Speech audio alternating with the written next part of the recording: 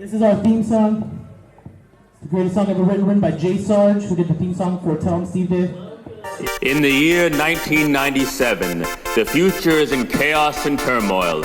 Mankind is on the brink of extinction. Brave survivors band together and build a time displacement apparatus to receive a signal from a parallel future. This transmission is the Vundacast. There's one team that kicks ass. They're assembled. They're the Vundacast. Never back down from the brass. Always start first. Never finish last.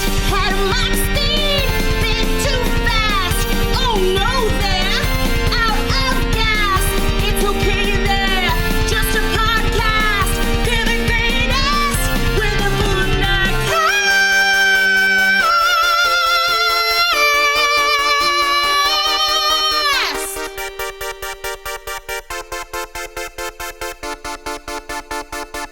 Welcome to the Vundacast, the official podcast of Vundablog.com, the home of some T2 anniversary coverage.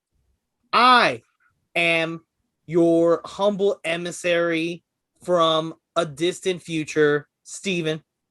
Whoa. And with us today, we have a very full cast. We have the T800 of wrestling podcasts, the They of Theys, the winner of episode 200, Trials of Trivia, our last episode, D-Rock in the house. Woo! Thank you. Next up, we got the man with the Doomsday Plan, the human embodiment of Skynet, Mistah J. How you doing, Mistah J? Let's go. Are we watching the Snyder cut of T2? No, we don't have 5 hours. No Ray Fisher Right. in this one? Damn. No, only Miles Dyson. Okay. And What's his name? we're recording Joe this Morton. over Zoom, so I also have all of my dogs in the room and a half awake Danielle, who for the video version is in the form of a puppet. So she may or may not make comments throughout this fine film. I don't want to be on camera, but my puppet does. Now, I think this is going to be a very challenging podcast to do, because I think it's harder to do a movie commentary for an actual good movie than it is for a bad movie. Because the good movie, it makes you want to like stop and shut up and actually watch it, you know? So Yeah, for sure. Well, I think it helps to pick. I think we have picked a movie that we've all seen many, many times. So we don't like have, that much, have as much desire to just like shut up and watch the movie. But yeah, it is true. It's not the same as like when we did like Friday the 13th remake and just like talked over the whole thing because it was so dumb and ridiculous. So let's start the commentary track so that we can put our stories into there and get this ball rolling. We're starting at the beginning of the Karolko logo because the different... We're at 21 seconds. 21 seconds on Netflix. We got it paused there, and we're just going to go from there. There's different versions. There's some that have the TriStar logo before. Some have different production companies based on what DVD or Blu-ray you're watching. So we're going to press play in 3, 2, 1. And that beautiful Karolko C for quality. C for quality. C average. This one breaks the mold of most Karolko films. And Does it? I didn't know there was a mold of Karolko. Mario Kassar. Arnold Schwarzenegger loved to make some Karolko money. He loved working with like this international production company. Oh yeah. So it's interesting that Mario Kassar is the first name that comes up because we'll talk a little bit later about how he saved us from an alternate ending of this movie. It's really weird. So we start off in the vision that Sarah Connor has, and then it goes into now the bombed out, annihilated future. The future present. This which is how. This is how Wow. I imagine. Wow, that's 8 years from now. But I really hope that we don't make this future a reality. Let's not. I This mean, is there's how- still time. This is how I imagine the present. Well, I'm gonna put on subtitles so that I don't have to listen. Should have thought of that before. Imagine the present as a full husk. Yeah, haven't you heard the intro to the Vundacast? They're listening to us. Oh, jeez. So that skull that gets crushed by the Terminator, the James Cameron asked the guy to make like 10 of them, and he, knowing James Cameron, he made like 26, and James Cameron ended up using all 26 to shoot that one shot. I'm gonna Use have to- 26 cameras? Oh, like 26 of the skull. Skulls of the model. Oh.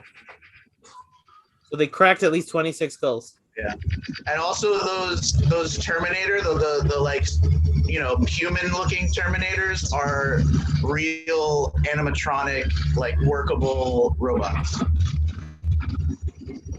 This to me is more impressive than all of the modern CGI. Like Yeah, of the new modern, like of the new modern Terminator movies, you mean? Yeah, this one sequence. I mean, and also like this movie is always kind of talked about as like for the CGI because it was so revolutionary for CGI. But this is one of the best practical effects movies I think I've ever seen. There's so, I mean, it's James Cameron, so he goes all the way. But I love so much of the practical effects in this movie are amazing. Terminators back through time. Their mission to destroy the leader of the human resistance. Also, I was reading about how like they in like the advertising and stuff for this movie beforehand, they purposely kept it ambiguous as to the fact that Arnold was the good guy Terminator this time, so that up until the point when it's revealed, people wouldn't know, you know, they'd be like, you know, and Robert Patrick kind of seems like he could be maybe in like the Michael Biehn role. Do the robots, and I don't know if I ever understood this. Do the robots want to kill John because the resistance succeeds? Or it's just because they're pains in their ass? From what I understand is that John Connor can beat the machines, and their last ditch effort to not get beat is to mess with John Connor's timeline. Okay, so they're like, So it's John Connor's destiny so to they're beat the losing, machines. so they're losing the war, and they're like, oh crap, we gotta go back there and kill them. Okay. Yeah. It's his destiny. It's what he's fated to do. Just like I'm destined to eat McDonald's. Also, going back to the Michael Biehn, actually, they were actually thinking about casting Michael Biehn as the T-1000, just to like really like fully reverse the roles, but they thought it would be too confusing for people. Yeah. Pretty dope. If he had even just turned into Kyle Reese for like one scene of like deception or something. That would have been awful. Right. Yeah. Also, we just saw Brad Fiedel's name, the guy who composed the score, and I read that the banging sounds in the theme song are actually just him banging on a cast iron pan. Oh, nice. I knew there was something Cuban about that noise. I just couldn't put my finger on it. It was the pots and pans. The epic, the greatest screensaver in the world, a Terminator So good. skull behind a wall of fire. They filmed it to get the fire like that. They filmed this at 300 frames per second. Wow. Wow. They use real I fire? might have too much trivia because I'm like talking too much. No, please, this is awesome. Did they use real fire? Yeah, that's real fire. It's just Oh, wow. the way that it burns, like it looks like that, is by doing it, so you can slow it down to that speed. You shoot it in 300 frames per second. Okay, now keep an eye nowadays- out. Yeah. Keep Dunkin' Donuts. Dunkin' Donuts. You know what's another very interesting fact? We're coming up on it. I'll wait until that. Keep an eye out for Robert Patrick's balls. Is this What? Robert What? Patrick's Really? entrance or Terminator's entrance? Because This is- Arnold was allowed to wear underwear that got phased out, but Robert Patrick, he did it fully naked. What? Oh wow! And they That's hired awesome. a team to erase his dick and balls, but people say they can still see Robert Patrick's balls. Important. Bruh. That orange stuff, that looks so cool. That orange to like show the Arnold gets. This isn't Robert. cauterizing. Yeah, That's actually interesting too. There's two color themes throughout the movie where orange represents life and blue represents like machines. So it's interesting that sort of juxtaposition already. so he returns from Machine World, making it Machine World in the blue, and this is also kind of a little blue tinted a little bit. Yeah. This is a great scene. I read that they I think the studio wanted to cut this scene, and they tried to get Schwarzenegger to convince Cameron to cut it, and he was like, "Fuck no." He said only a studio would want to cut a scene like that. I heard the opposite. I heard that Arnold he knew the Terminator was gonna go good, but he wanted to make sure the Terminator got kills and got a chance to be a violent badass. Yeah. Before he swore I not love to that one waitress. That's my favorite. It's important that they know the Terminator can kill them. Also very interesting, this biker bar scene was filmed across the street from where Rodney King was beaten by police, and they were actually filming the night that it happened. Oh my Oh, god. wow. That's crazy.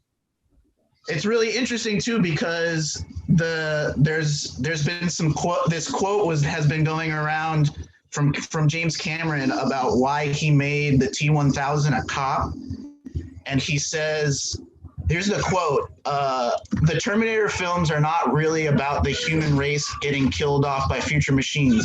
They're about us losing touch with our own humanity and becoming machines, which allows us to kill and brutalize each other. Cops think of all non-cops as less than they are, stupid, or less than they are, stupid, weak, and evil. They dehumanize the people they are sworn to protect and desensitize themselves in order to do that job." So it's no mistake that the T-1000 is a police officer. That's crazy. Especially not when it's filmed in LA. Right, exactly. Like, he was privy to that reality even before Rodney King, because they started filming this before that, obviously. Yep. But why wouldn't they send the T-1000 back first before the T-800? They tried. They're not sent back by the same people. They're not like coordinating this. Yeah. The T-800 got lucky because it was sent by the Resistance. And it only got a little bit earlier. Yep. He needs a little bit of a head start, right? Like, if he's even going to be able to get to John Connor, and the T-1000 comes in and immediately becomes a police officer, so he's got a huge advantage. That's another thing that's really interesting about him being a police officer, is choosing that specifically because people trust police officers, and he leverages that authority throughout the film to get like information out of people and stuff. It's really interesting. And no one questions it. One of the greatest musical stings in cinema history is Bad to the Bone jams as he finishes his ensemble. This is a great. We kind of missed it because we were talking, but this is one of the great musical moments in cinema, in my opinion. This Bad to the Bone. And this song already existed for years, and this movie made it a #1 hit song again. Oh, really? I didn't know that.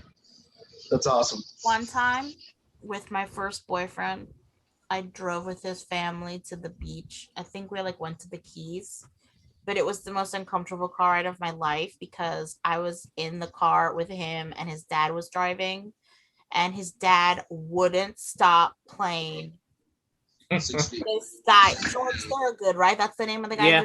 He only knew 2 George Thorogood songs that he liked, and he played Bad to the Bone and like one more song for 2 hours of my life. It wouldn't stop. Every time he was like, oh no, I don't like that song, he would just skip right back to Bad to the Bone. I have very little fond memories of that song except for this scene. Okay, eyes alert. It's like, Keep an eye out for balls. oh yeah, balls. Yeah, Oh no. we're looking for balls. That's what we do here on the Vundacast. Looking for balls. Where are the balls? I want to see if his sack is silver. Right. Oh. Ooh, I don't see it. Wow. Oh! my God. Uh, Oh, I saw it. Oh my God. I saw some I some saw sack. it. Nice. Poor Robert. We provide this service to our listeners. Now you have seen Robert Patrick's balls. Yo, I was a little kid when I saw I don't know, I didn't see it, and I saw Robert That's Patrick's like balls. that website, that Mr. Skin website that would always like tag all the moments of nudity in all films with the timestamps. One that from in Knocked Up that they were like, oh man, there's already a site like this. Yeah. It's weird to think that the machines of the future, even their liquid metal version, it's like, no, he's got to have a little penis and some balls. Wouldn't it just be like smooth like a Ken doll? Why Like, would he's they not use- gonna use it. Why would they put human genitalia on him? Does that mean Arnold has one too? Yes. But no. You have to remember, Arnold is a flesh suit on a robot A cybernetic organism. versus the T-1000 that's all just like liquid that forms. So like it's weirder for him to be like, make sure to include my penis. Like Can he change the size of his penis? I'm assuming he must be able to. oh snap! Time to write the fanfic. If he can turn his arm into a spike, he can do anything. Yeah. Right. Let's write a fanfic where instead of coming back to kill John Connor, he finds love and makes very, very happy. He just, instead of like actually thrusting during sex, he just like grows and comes back. Skynet's freaking out. They're like, for some reason, the T-1000 has run off to the Castro district. John Connor was never in the Castro district of San Francisco. And here we have Sarah Connor doing real pull-ups. Wow. Something no human could do, but she somehow does it. Well, and with her hands together like that, that's like really hard to do. Brie Larson just actually showed off that she managed to finally do that, and she was so excited with her trainer. So yes, it is actually a feat. It's not as easy as it looks. It's not as easy Yeah. as Arnold makes it look in the Presidential Physical Fitness Awards for kids. But I don't think the Terminator would have junk because he never got it on with his wife in the future. He did it. In Yeah, Dark but Fate. he's designed to be, you know, a full replica of a From human. skin suit. Why would they not include the whole package of the skin suit? Yeah, he's supposed to blend in, you know? That's what Dark Fate was missing, a sex scene. I don't want to get too explicit, but I didn't see any pubes on the Terminator, too. Does that mean He's he a tripped? smooth operator.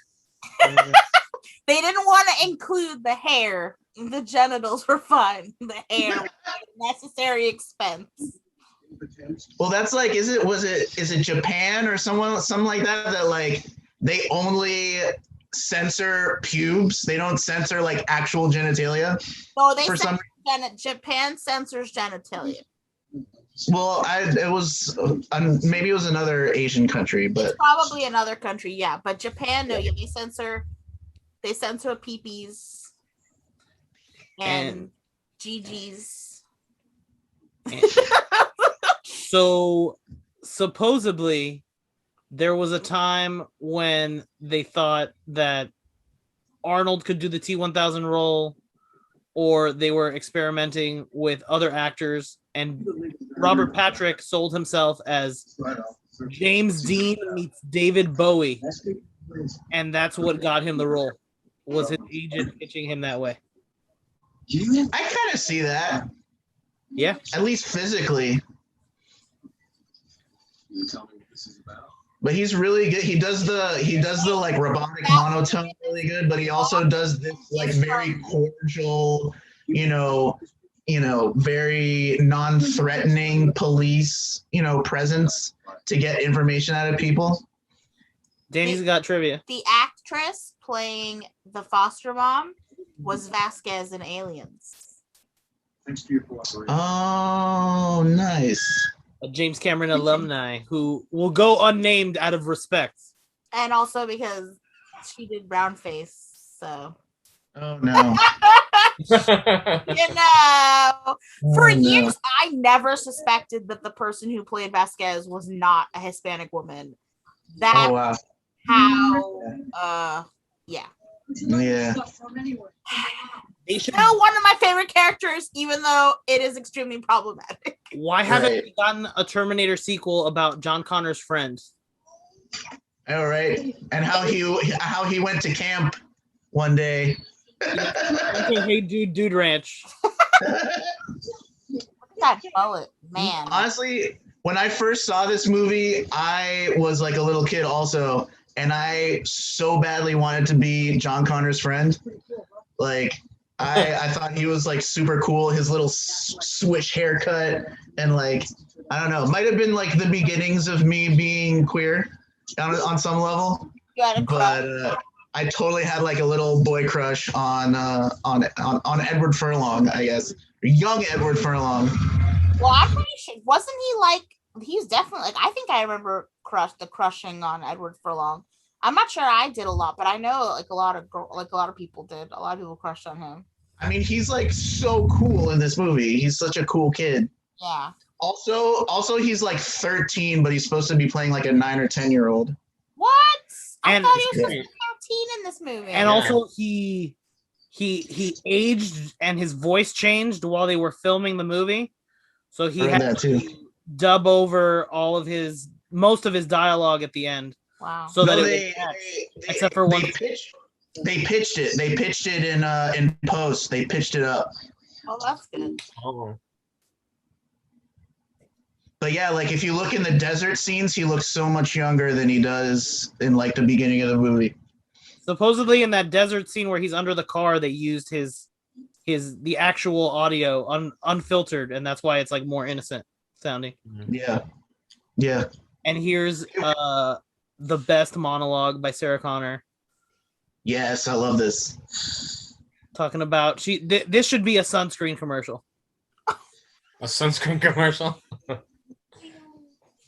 How about Guns N' Roses on the soundtrack? Well, and she even says, doesn't she? She says anyone not wearing a million sunblock is going to have a really bad day. Exactly. That's when the commercial ends. Ding. And then you introduce the product, 1 million SPF sunblock. 2 million sunblock. 2 million. It's 2 million.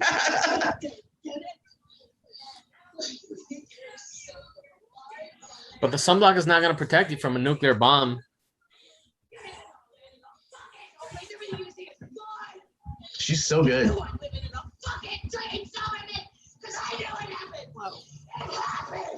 And it's interesting the psychiatrist got to come back for this movie. He was the next one. Terminator 3 as well. Yeah. They kept him around. He's a part of the blood of the franchise. Wasn't he in another? I feel like he was in like Dark Fate really briefly or something like that, maybe. I don't remember. I don't remember either. I've only seen that movie once, so. I can't speak of it. I want to watch it again. It's really good. I love the way she like the juxtaposition of her trying to like now play it cool and try to get released. Yeah, I know. It's interesting that they, throughout the beginning of the movie, they made this choice to always have her hair in her eyes also. Yeah, it's kind of like it's something else for her to fight is her bangs. Well, I think it's like a barrier of protection in a way, or like keeping people at a distance. There's so much character growth if you look at her in the first Terminator movie, where she's just like this doughy-eyed waitress, with poofy hair, who's worried about her dates and talking with her friends. I think she's just a normal person in the first movie. Yeah. One of the reasons I like it, because I do, it's but yeah, it's the thing that's really just cool about these two movies in tandem is to see her change, like what trauma does to her. She develops so much just in the first movie too. Like she almost becomes a soldier by the end of the first movie, and she she takes the journey into the desert and at the very end, and it's very iconic. Hey, it's Cyborg's dad. Let's go. Production of Miles Dyson to the Terminator. Joe Morton. I feel like Joe Morton, I guess he's done a lot of stuff because I looked at his IMDb page and he's done a lot of stuff, but ton of stuff. I just remember him being in this movie and in Speed, and those are two movies that I like watched a million times growing up. And he was like this random guy who was in both of them in like these little side roles that he just killed it in these little side roles. I don't remember who he was in Speed. He's the head officer. He's he's Keanu Reeves and Jeff Daniels' boss. Oh, okay. And he's out in the field for a lot of it. He's on that truck when they're trying to unload people. Oh. He's in there. And he has a mustache, so he looks a little different. He's got the stash, yeah. He has a good police stash in that movie. It's good. Oh, sir. Here's the problem. I know how smart you are. And now you're just waiting for her to snap again. It's so good. Oh my god. Right, yeah, exactly. The tension. I think if I put you in security. When he starts saying this. I feel like she kind of starts having feelings for the T-800 in this movie. Really? Whoa, George. She's always falling in love with a beast. George has got I don't know about romantic feelings, but they definitely develop a connection to T-800. Yeah. Well, he definitely becomes a father figure. Exactly. That's one of the cool things about this movie. John Connor has all these, he never he never knew his father, and she brings in all these. She dates all these guys that he's hoping will become his surrogate father, and all of them are not even remotely up to the task. And it takes a machine of all things to be the best surrogate father he's had in his life. Which I guess. The implication, she is his mom. I could see them banging. Yeah, but she's always falling in love with a beast. I mean, yeah, but I don't know if that's she's in love with Reese. She's in love with Kyle Reese. I have a kink for one thing, and it's time travelers who come to the past to make love with me and impregnate me. But he can't impregnate. If you can't impregnate me, don't even try. Then he shouldn't try. Did his superior officers take him aside and hey, listen, you need to sleep with her? John. There's this thing in the past. But they didn't. That's the thing. They didn't. That's the no, they didn't. He just did it. John specifically didn't say anything. Right. He just knew that he had to go back and nature would take its course. Right. I like that there was one guy in the Resistance giving him tips, and he's like, in the past, there's this thing called toothpaste. You're gonna need it to kiss girls. That's true. They can't be using deodorant in the future. They can't. His little like strands of hair in his face. He's so cool. I just wanted to be him or be his friend. Maybe the T-1000 had the wrong approach. Maybe he should have tried to romance Sarah Connor to get close to John. Real Galleria Mall in LA where films like Chopping Mall from the 80s were filmed.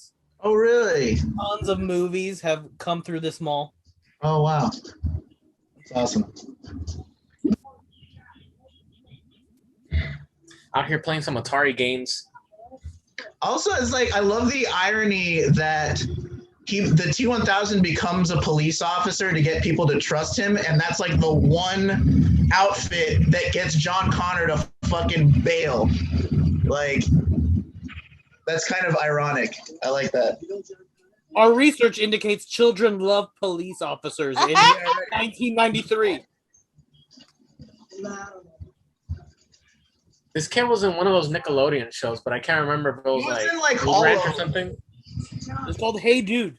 Hey Dude. That's the one. Wasn't he in Salute Your Shorts too? I don't remember that one. You gotta fact check that. I possibly. I thought it was Hey Dude. Yo, the way he just tossed that kid aside. Yeah.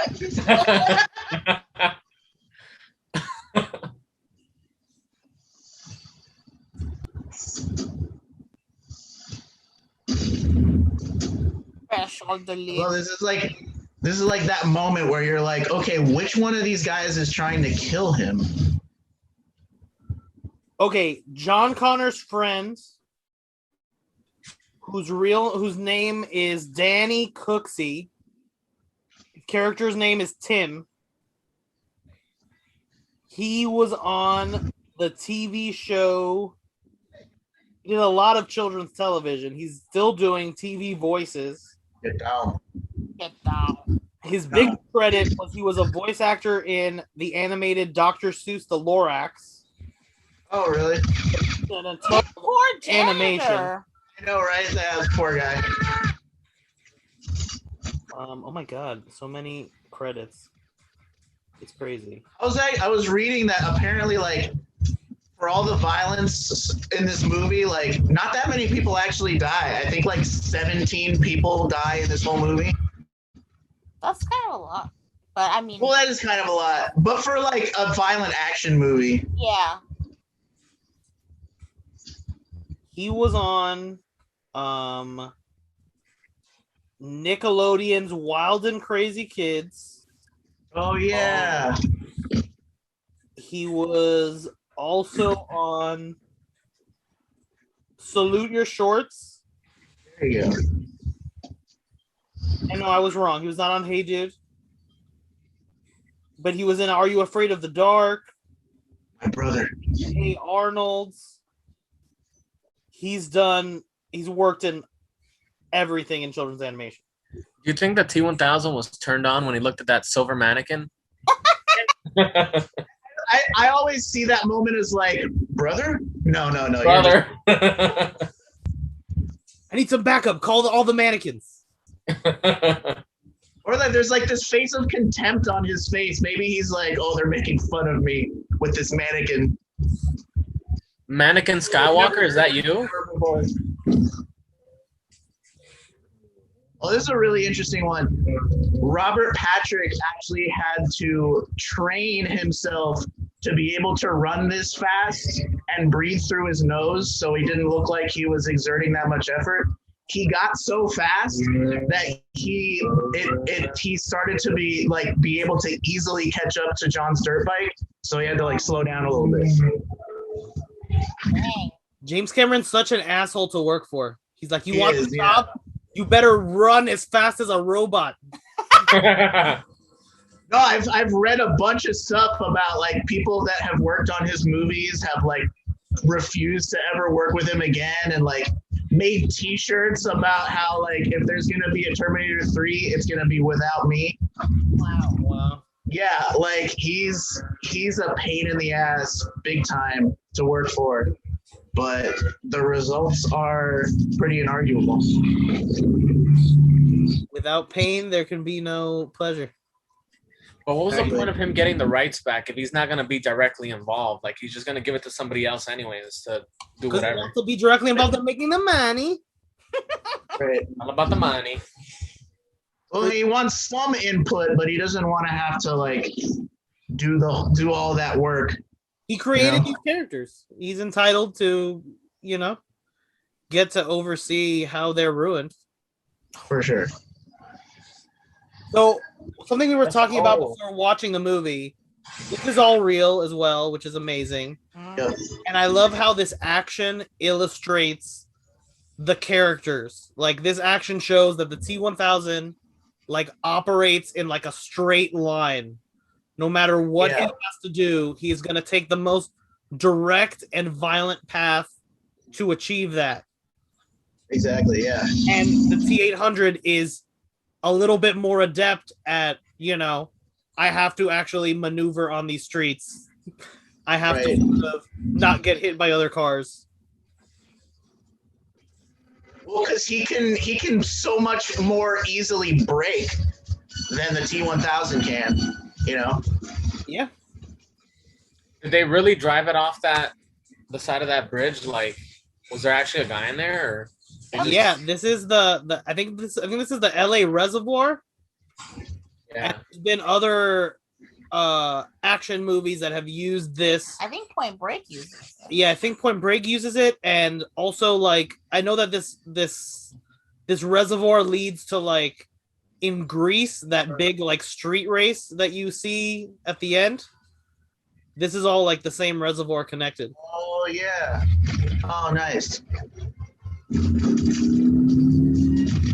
Apparently Arnold Schwarzenegger like fucked up his fingers so bad doing that thing with the gun, and he also like hit Edward Furlong in the face a bunch of times and almost knocked him out one time. This thing right here where the roof gets ripped off, that wasn't in the script. They just got there one day and found out that the clearance, it wasn't going to make it under, so they just decided to do that. Whoa. Wow. Oh my god. scary. Jump. This is also real, but they had the guy on a line so that there wouldn't be so much weight on the bike, because otherwise it would like fall apart. Yeah, when it landed. Right. That guy is so scary. Yeah. That guy looked like Jean-Claude Van Damme for a second.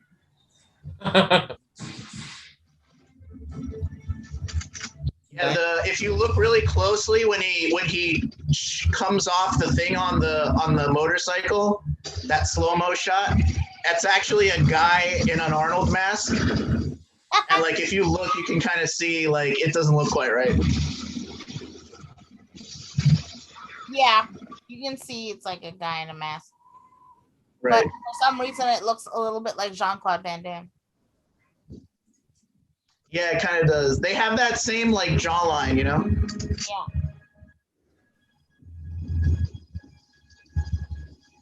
The T-1000 should have just become a wheel, so he could have kept driving.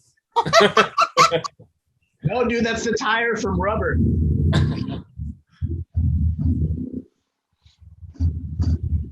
And now the shot that broke computers in George Lucas's house. This Oh yeah. this computers. Yeah, this is all ILM magic. They Wow. worked super hard. This was like, an achievement for them. This Of was course, no, absolutely. like this paved the way for Jar Jar Binks and all the I great. think Robert Patrick also had to actually walk out of that fire to get to render. Yeah, like his clothes got singed Poor Robert. apparently. Don't worry, Robert. You get to wear clothes. James Just Cameron- walk out of the fire. Did James Cameron try to kill Robert Patrick? Like, it's like He's How come the like Resistance- totally committed. How come the Resistance never reprograms the T-1000 to come back? I feel like he's more durable. he's probably harder to reprogram. Mhm. Yeah. I think that's They actually there's a the models. I actually read somewhere that the canon says that the machines quickly stopped making T-1000s because they learned too quickly and they were afraid they were going to go rogue. Whoa. Cool. In the TV show, the Sarah Connor Chronicles, when they bring in the T-1000s into the mythology. Wait, no spoilers. I haven't seen it yet. Wow. Oh no. Cool stuff. All right, just say it out. I'll pretend not to listen. Where T-1000s can like fight underwater and like take out Oh, submarines cool. and like do Oh crazy. shit. That's sick. So they were like the super soldiers. Like the T-1000 is like Captain America coming back and trying to mess you up.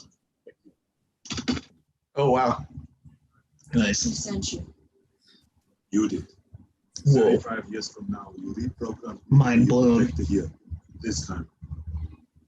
This is deep. This is deep.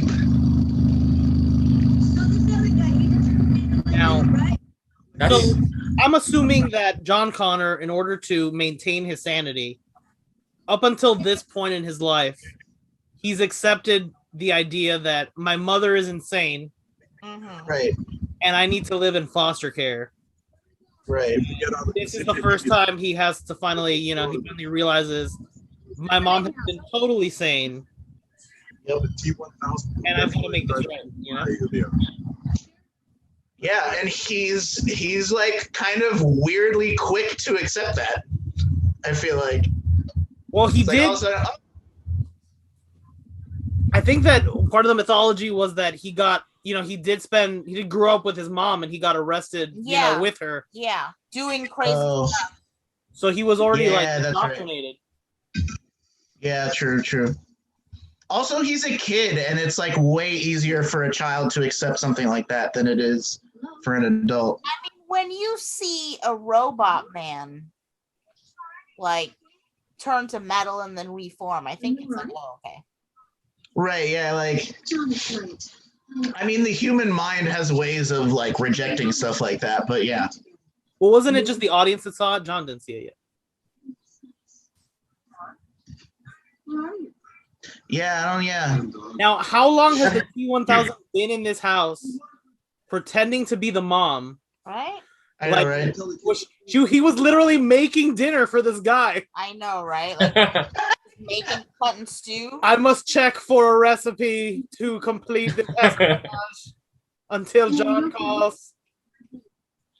Well, what are they gonna do with all that stew now? She killed the guy. I know, right? It's gonna go bad. What a It's waste. probably What a waste. The T-1000 is programmed with over 80 recipes for stew. I think this is the first part I can remember where there's a scene in the special edition that's here, but it's not here because we're watching the original.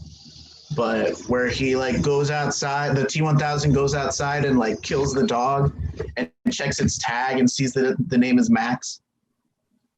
Oh no, we don't need any dog killing in this version. Yeah, for real. Unnecessary. You don't need that much exposition.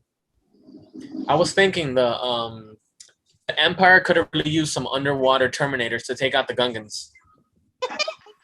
Then they would have won Phantom Menace. Yeah, they would have fucking How well there would would, have never been episode 2 or 3. how well would even a battle droid do against a T-800? I gotta think a Not T-800 well. chops it up. Yeah. It'd be fucked, yeah. The T-800s definitely are superior to battle droids. But the droidicas are pretty good because they have the force field. Yeah. The destroyers are different, yeah, but like it's so weird how like the battle droids in the prequels are like the worst fighting machines I've ever seen in a movie. Like they're just so like sassy and like very like wiry and thin, like super easy to kill, but for anybody pretty much. Kind of unwieldy. Yeah, like I think he camel heads. I think he did that on purpose though, to explain why you would go from machines to clones instead of the other way around. Instead of going from people to machines.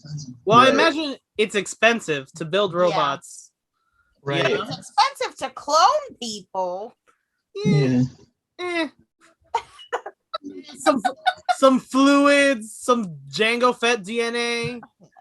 That's all you need. You have to pay the Kaminoans for their scientific achievements. You just need Django to Yeah, bleed. but if you're a Jedi like fucking Sifo-Dyas over here, he fucking probably charmed him a little bit with some Jedi mind tricks, 20% off.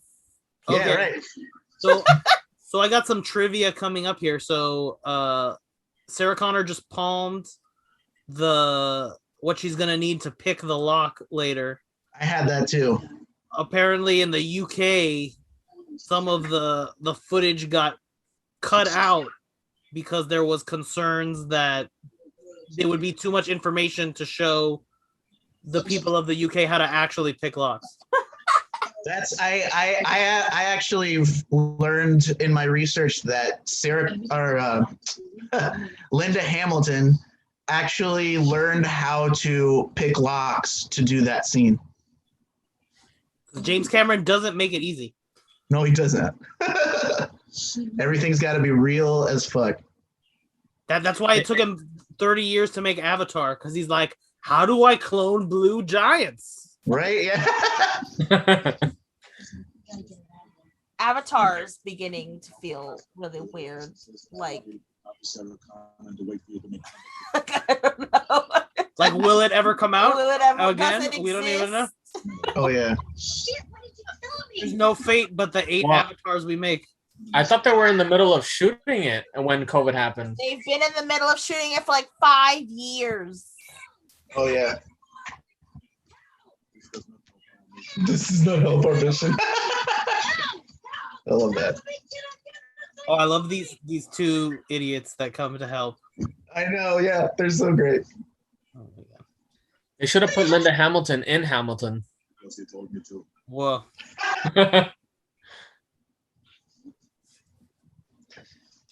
They should have gotten what's his name? From the first Terminator. He was one of the street punks. What the fuck is his name?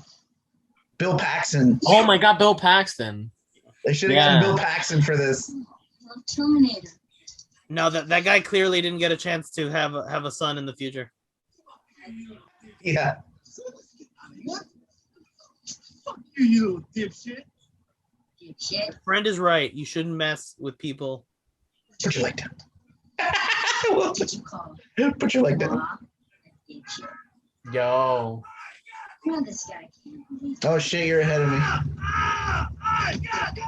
You're ahead of me too. now. It's like 3 different audio.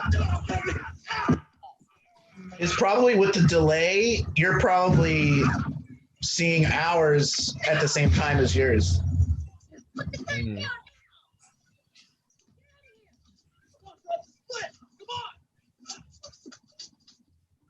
Wait, that doesn't make sense. To get out of there, man. Yeah, dude. Jesus, we're gonna kill that guy.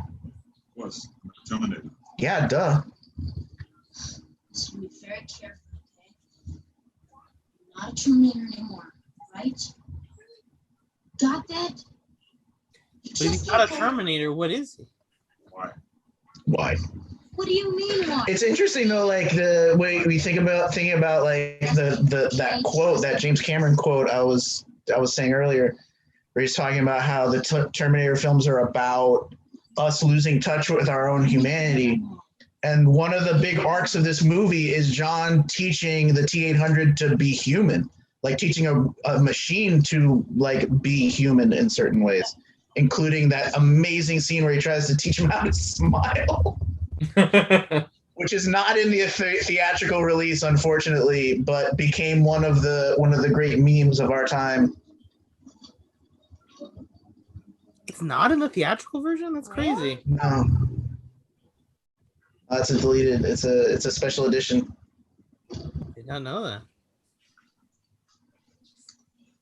There's also a deleted scene. There's a couple deleted scenes here, actually. One of them, they try to like force her to take her medication, and they had to reshoot it a bunch of times because this guy, Ken Gibble, wouldn't hit Linda Hamilton with his nightstick like properly.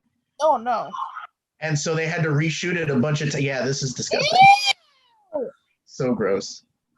The rapey mental health care syndrome system. I know, yeah. That's also like a commentary on the mental health system, I think, in a lot of ways, is the way that she's treated here. Not remember. So he just kept hitting her over and over again with the. Yeah, but he like it's you're scared to hit somebody full on, so he like kept on doing it wrong, and she got really pissed, and so she took out her revenge later on during the escape. When she hits him with the broom handle, that's real. Wow. I would argue part of the mythology of the Terminator movies is that this world we're currently living in the 90s and 80s is shitty, and there are lots of shitty people in it, and we sort of are getting what we deserve sometimes when the machines kill us all because we're not being good people. Huh? Yeah. So there's also another deleted scene where she has like a vision of Kyle Reese where she's like chasing him through the halls.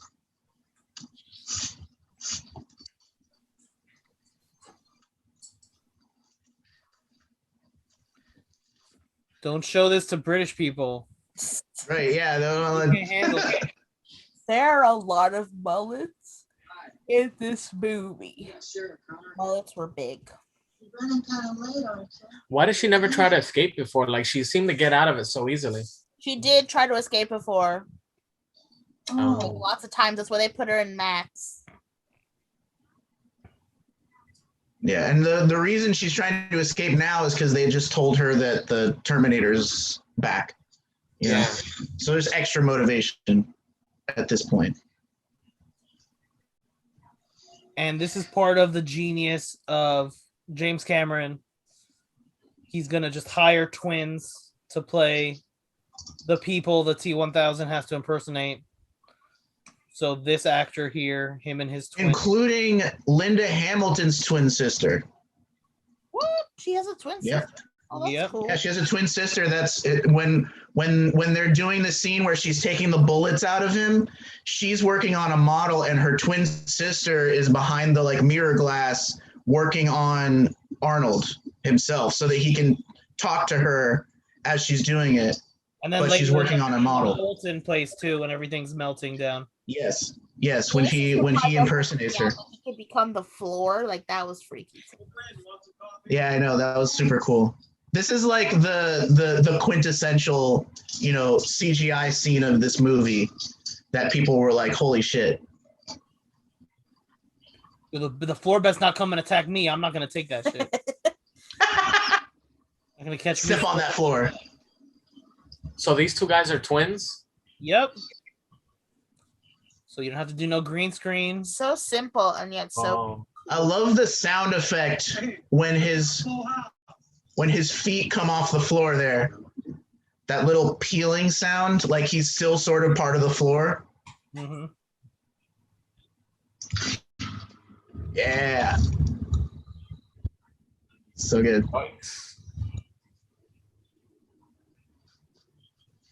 Man, I remember the first time I saw that, I was like, holy shit.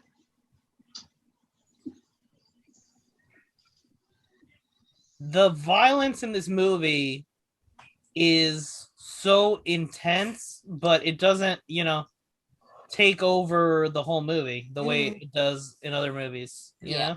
There's not a lot of blood, and the violence is very like it's kind of small scale in a way that makes it almost like creepier and more disturbing. Like there's nothing, like no one gets like their heads cut off or anything like that. It's always like very targeted attacks, especially by the T-1000. He's always like, pinpoint, he fucking like does the thing through the dad's head and shit. Here it comes. He's about to get hit in the face for real. Yo. Yep. Oh my gosh. So she didn't really make him bleed, did she? She just hit him in the face for real? I don't know. Oh no. I hope that was tomato sauce. James Cameron would like to know if you'd like this job. James Cameron would like to know if I'd like to be hit in the face with a stick. No orderlies were hurt in the making of this movie. Yeah. Unfortunately, they were. I love this skip that she does. Yeah. What I love how she knows how to hold a police nightstick. You know, you hold it like that for to block, and you can use it like you can kind of spin it to hit somebody. It's one of those little like physical parts of the acting that really sells like what she's been through and like who. Yeah.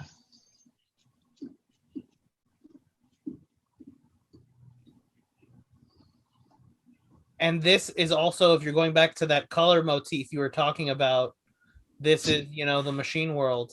Very blue. It's blue. Here. And here we see this is much more orange. The like outside shots of John and the Terminator. This is also a lot more orange. I guess they did kind of the same thing in the Matrix, where they made everything green in the machine world. Green is machine and yellow is life. Yeah.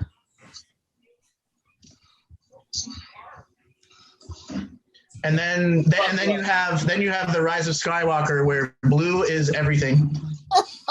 Blue is everything? Blue is everything. There's nothing that's not blue. Blue Abadi Abadai, as the song goes. Do you remember Arrested Development? So disturbing. Huh? You remember Arrested Development? The guy who was like, I just blew myself. Oh yeah. When he painted himself blue.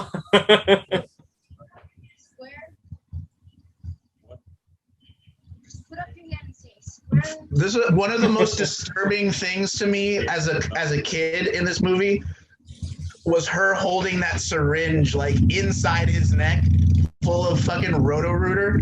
Yeah. That's so messed up. Also the way that they just like pull it straight out of him when they try to like disarm her. Like, wouldn't that like kill him? Like, seems very risky to do something like that. Yeah, it's not. It's for yeah.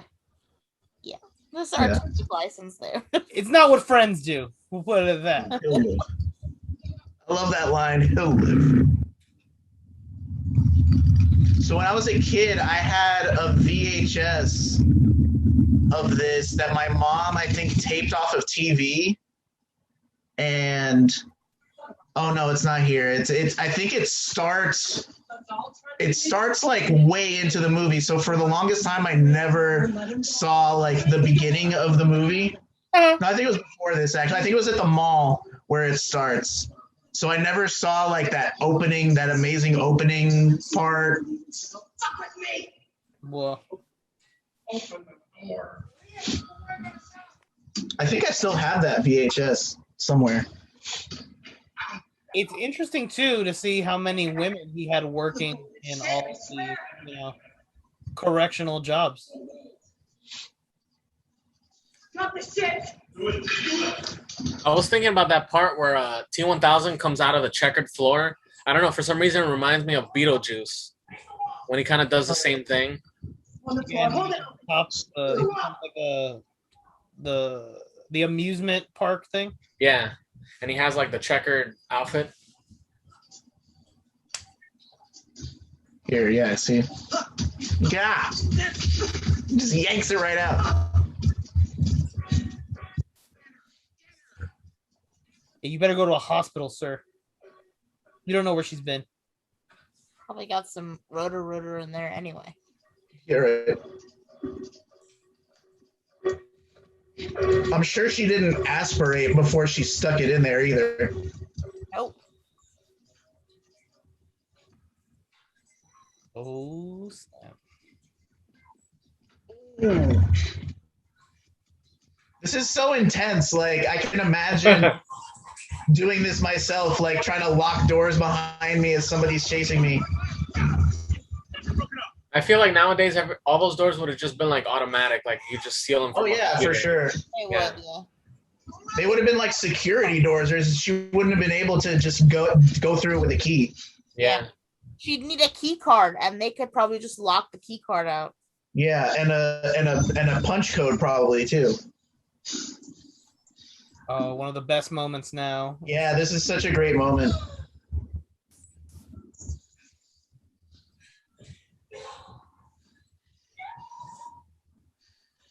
I believe her voice pitches up so high.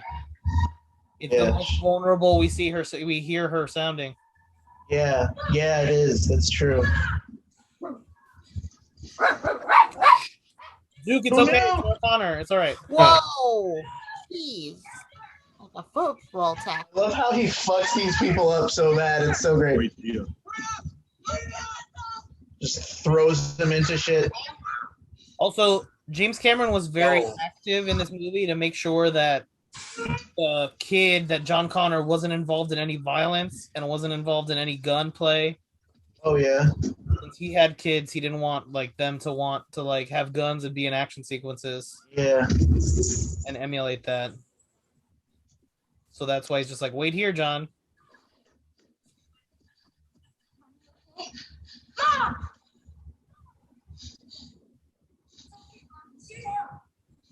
with me if you want to live. It's okay, Mom. He's here to help. It's okay. One of the iconic lines of all time. Come Yeah, with man. me if you want to leave. Yeah. If you want to. So iconic. I love this too, where he comes through the bars. Yeah, this is great too because the doctor has to Silverman. understand now Yeah, that, that she's not nuts. all the things Right. that she was crazy are 100% true. Except he doesn't, remember, because he in T3 he talks about how he has delusions now. Yeah. Which I guess he was talked into by another psychiatrist. Right, exactly, yeah. Way of coping with the idea that there's some sort of machine apocalypse waiting for all of us. Right. Yeah, it's you have to reject it because how could you go on? Also, the sound that he makes when he goes through the bars, the sound guy used a can of dog food and turned it upside down to get it to slowly out to make those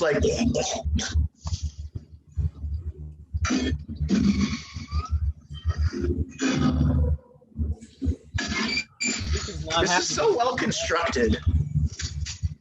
Just the progression of it. This always scares me too when I'm in elevators. I'm afraid some giant spikes Yeah, man. randomly come down. You never know where they're gonna come from. Even didn't you get stuck at the elevator in FIU? No, I never got stuck at FIU.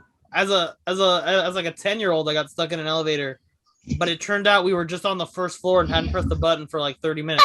Oh my God, Steven. That's amazing. Cool.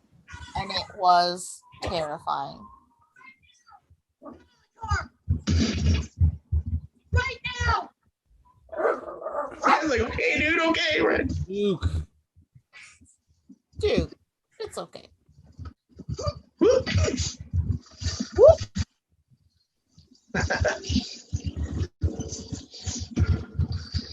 That reminds me of the Super Mario Brothers movie where the Mushroom King just like a ball of snot just drops from the ceiling. I love whenever John's puberty voice cracks. He's like, "Oh!"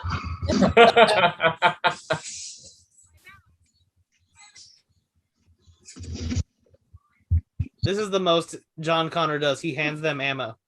Right. Well, and he loads here. Yeah, he loads the shotgun. The soundtrack is just so different, you know. It sounds kind of like forks scratching on a dinner plate. Yeah, everything is really metallic. Yeah. Interestingly.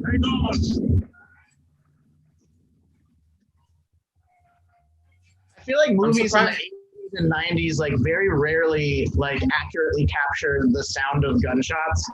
They always sound very different from what they sound like in real life, which in real life they kind of sound like firecrackers. Yeah. But in movies there's this weird distortion of a cool sleek sounding gunshot.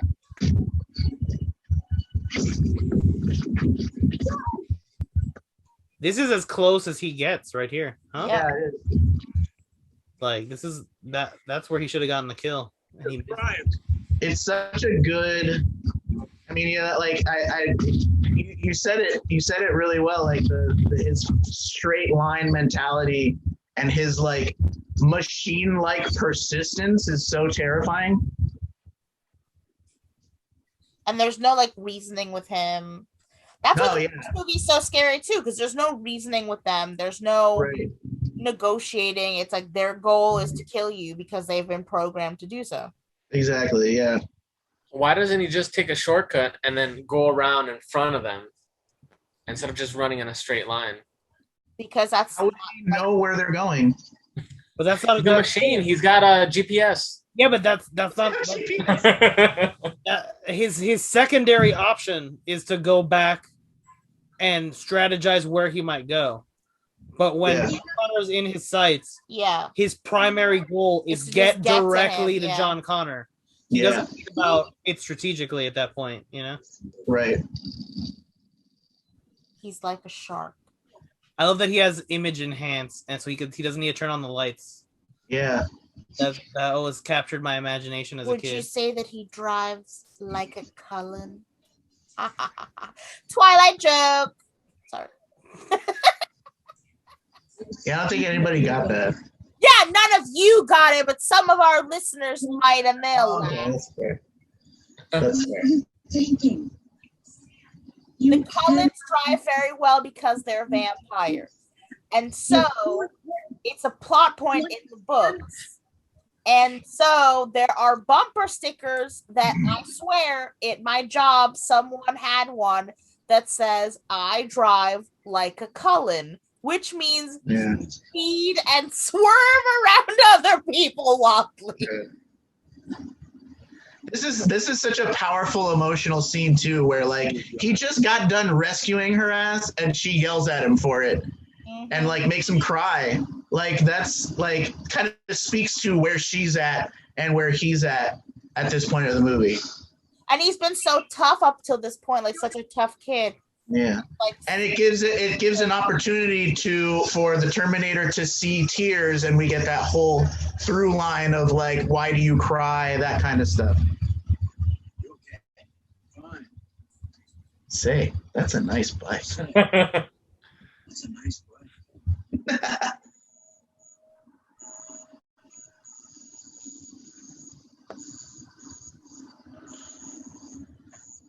What we need to do, just find an abandoned gas station, Yeah, totally.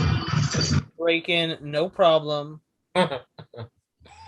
He's got everything you need. Patch yourself up. Lug nuts. Well,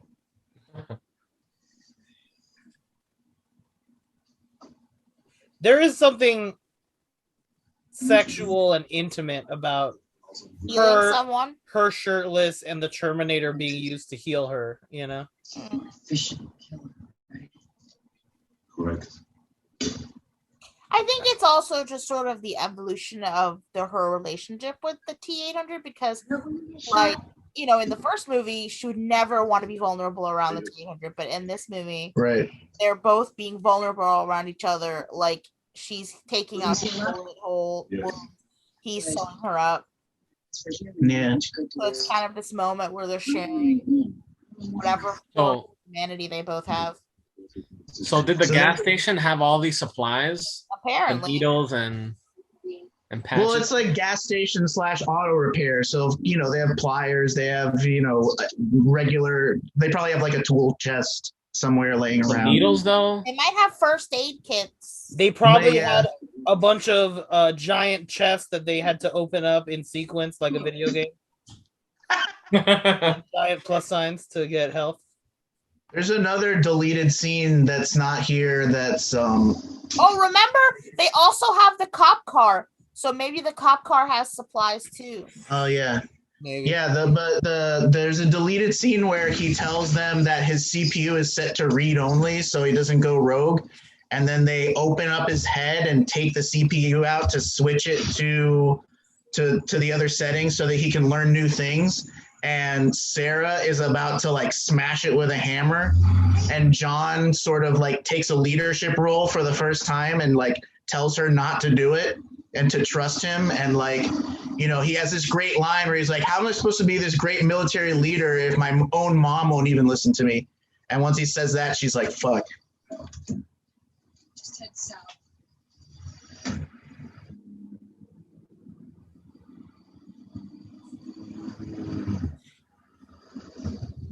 Keep it under 65. You don't want to be pulled over. Only Arnold could make a station wagon look like really tough.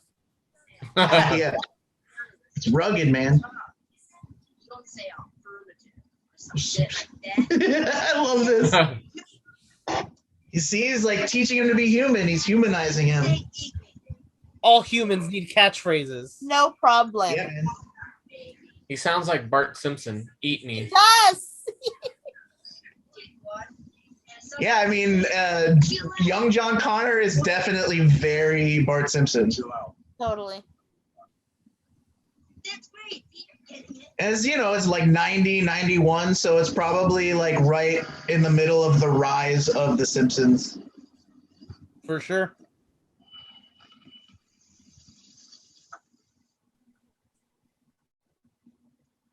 Gas station. Is that a gas station Sloppy Joe or is that a gas station taco? Oh no. It's like a burger.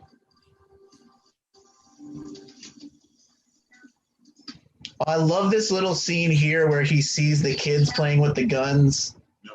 And he's like, not much hope for us, is there? Very profound commentary on human nature. We're not gonna make it, are we? People, I mean. It's also this is part of James Cameron's genius is that he mixes these high philosophical concepts about humanity with very low and approachable stakes of an action movie. Mm-hmm. Yeah, absolutely. This is one of the like most philosophical like blockbusters in so many ways. There's so many themes that they touch on in really interesting ways. I'm still waiting for the Demolition Man versus Terminator crossover that we've all been waiting for. Oh my god. With more Taco Bells in the future. All the Taco Bells, yeah. All the Taco Bells. It's just the Taco Bells are like really fancy now. They're the only nice restaurant. Right. The only way that you can defeat a Terminator is to freeze a man from the 90s and unfreeze him in 2030. Send a machine to catch a machine. What the movie's about stopping Taco Bell from getting sentience? All the timelines need to stop it simultaneously. Taco Net. Yes. Don't you understand? Not just all the restaurants will become Taco Bell. Everything will be Taco Bell. Our molecules will be made of chalupa sauce. That little squinty like look to the side that he does is so like, I don't know, it's so robotic and like weird. No, but it's part of his, you know, and like menacing. Arnold Schwarzenegger has a great like comedic timing, and he uses it also for like these awkward moments too, you know. Yeah, for sure. It's a very creepy gas station repair place. No, this is right. No, this is the. Oh, okay. Yeah, this is the thing. They're outlaw friends. Is this the last? Is this the last great Arnold movie? The last great Arnold My favorite thing is how white her t-shirt has remained throughout all. Yeah, right. There's like is unbelievable. That prison bleach is really good.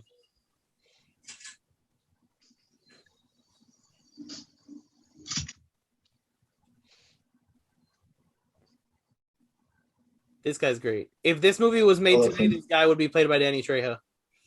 Ah, yes. I don't know. Danny Trejo's kind of not like folksy enough the way this guy's kind of folksy.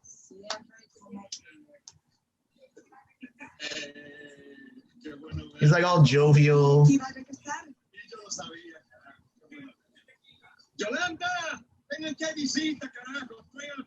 What I appreciate about films before the like 2010s is the fact that like when you have characters like this, they can be played by someone who looks over the age of 35.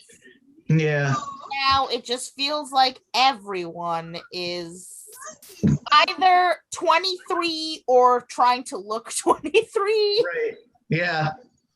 And it's weird because it's like, I don't know, it's just there's no the lack of diversity in just faces, like wrinkles or whatever texture and skin. Did they use any stunt babies in this scene? The kid was like super docile too, like For real. hey, what's up, Arnold? I would have been scared. Just picking me up, I guess. Okay.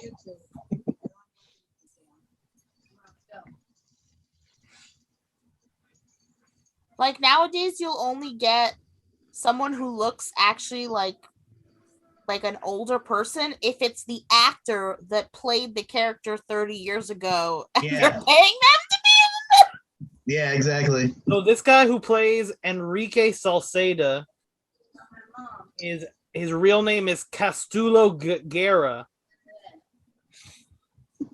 And interestingly enough, George, he has a DC connection. Whoa. What is it? Foreshadowing. He was a voice actor in Deathstroke, Knights and Dragons, the movie, Whoa. playing the Doctor and General Suarez. Nice. I gotta check He's that one out. still working in acting till this day. Wow. Yeah. He's just Wait till not dark.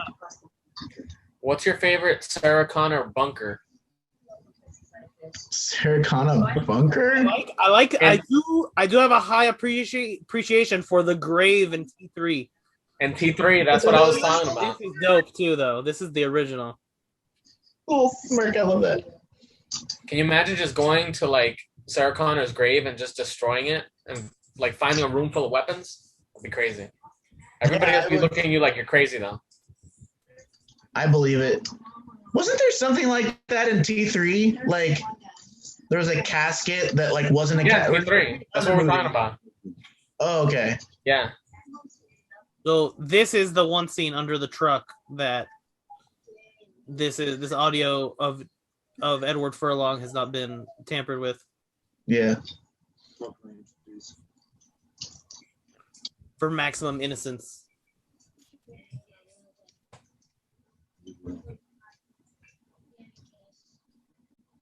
I feel bad for Edward Furlong sometimes because he's definitely like one of those child actors where like him and Macaulay Culkin, like the way they were as kids when they were famous is like always going to be the most beautiful they can ever be. Yeah. There's no way they could ever be more beautiful More than what they attractive were with age. when they were little kids, Yeah. It's true. and time was just going to always just change that.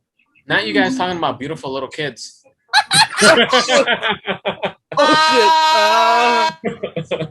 Oh delete that. Delete that. No, but I mean, like it's just that they're like you're young, like your face is cherubic, and you're like idealized as like you're cute to like 13-year-old girls.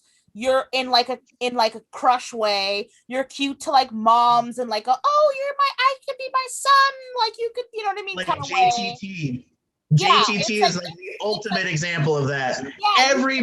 Every girl when I was fucking like 8 years old had the biggest crush on JTT. Oh my god. He was the thing. He was so cute. Oh my gosh, Jonathan Taylor Thomas. I had those bop posters of him. Yes. I've never seen what he looks like as an adult. He still looks pretty good.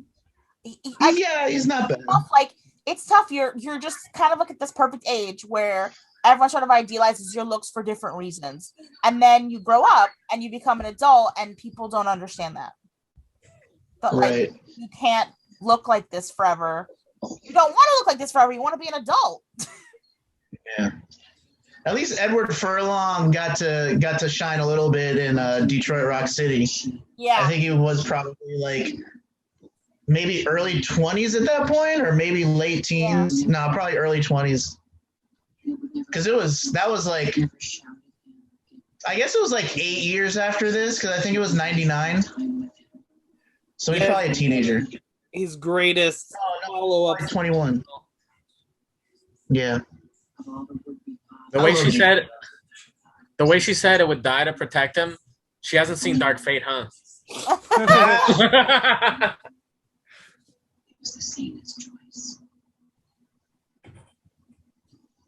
That's so deep, though. That fucking only a machine could be a proper father. Because men suck.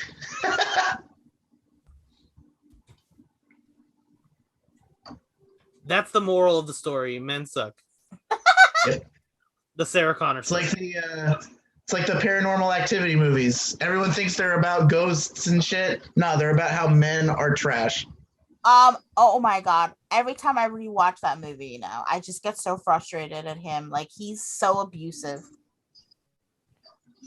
No, and what I love about it is like the progression of Paranormal Activity. The first one, this guy's such a tremendous dick. Paranormal Activity 2, that dude's almost worse in a way. But I have to rewatch that. His daughter is old enough to like not take his shit all the time. Wow. And then Paranormal Activity 3 takes place like 20 years before that and has the only passable man in the whole fucking first 3 movies who's actually listening to them and like a good attentive father and partner. So it shows kind of like how far we have not come in that time. Poor Sarah. So this scene was really important to the movie. Yeah. Because it was going to play into the alternate ending. Oh. Yeah. Children playing is like one of the motifs to symbolize the innocence that the world is losing. Yeah. Through Linda Hamilton rocking that 80s hair. Yeah, man.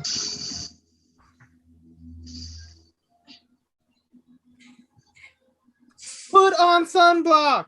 Put on sunblock. Sunblock.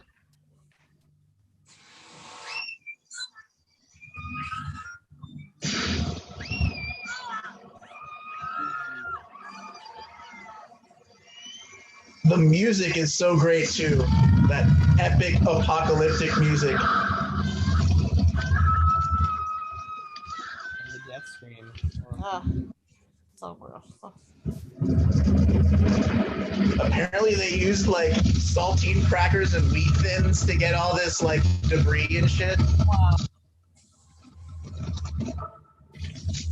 They did a lot of research to make this look accurate too.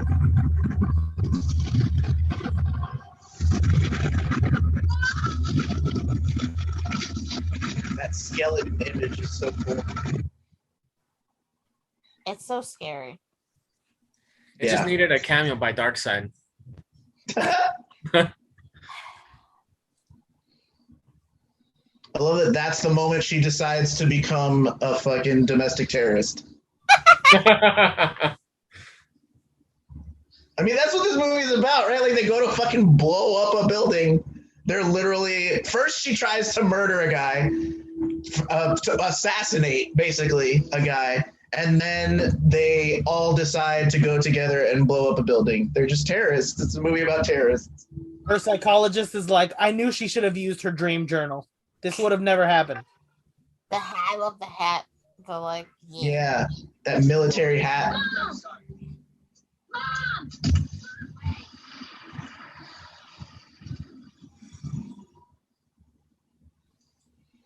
Yeah, he looks so much younger. Yeah, he does. I wonder how Public Enemy felt that this kid is just repping their shirt. Probably pretty cool. And he's the leader. He's gonna be the leader of the future. Let's Probably save the pretty world. Oh yeah. They actually have a song called Terminator X. Oh yeah. Yeah. See, okay, now in this shot, I can believe he's like 9 or 10. But in those inner city, those early shots, I'm like, no, that's like a 14-year-old child. Yeah, this Right. shot earlier. Yeah. This is one of the first things. A few more movies and we might actually get Terminator X. Yeah, right. What if they brought back Edward Furlong to be like old John Connor? I live for the day Edward Furlong makes a return to John Connor. I Well, would be super into that. Well, you heard that's what they did for Dark Fate was they had him playing in that scene and they de-aged him. Oh wow. Oh really? He actually did that scene in Dark Fate. Well, I thought that was like lost footage or something. Nah. Killing guys like actually preventable. I don't care. Haven't you learned anything yet? Haven't you figured out why you can't kill people?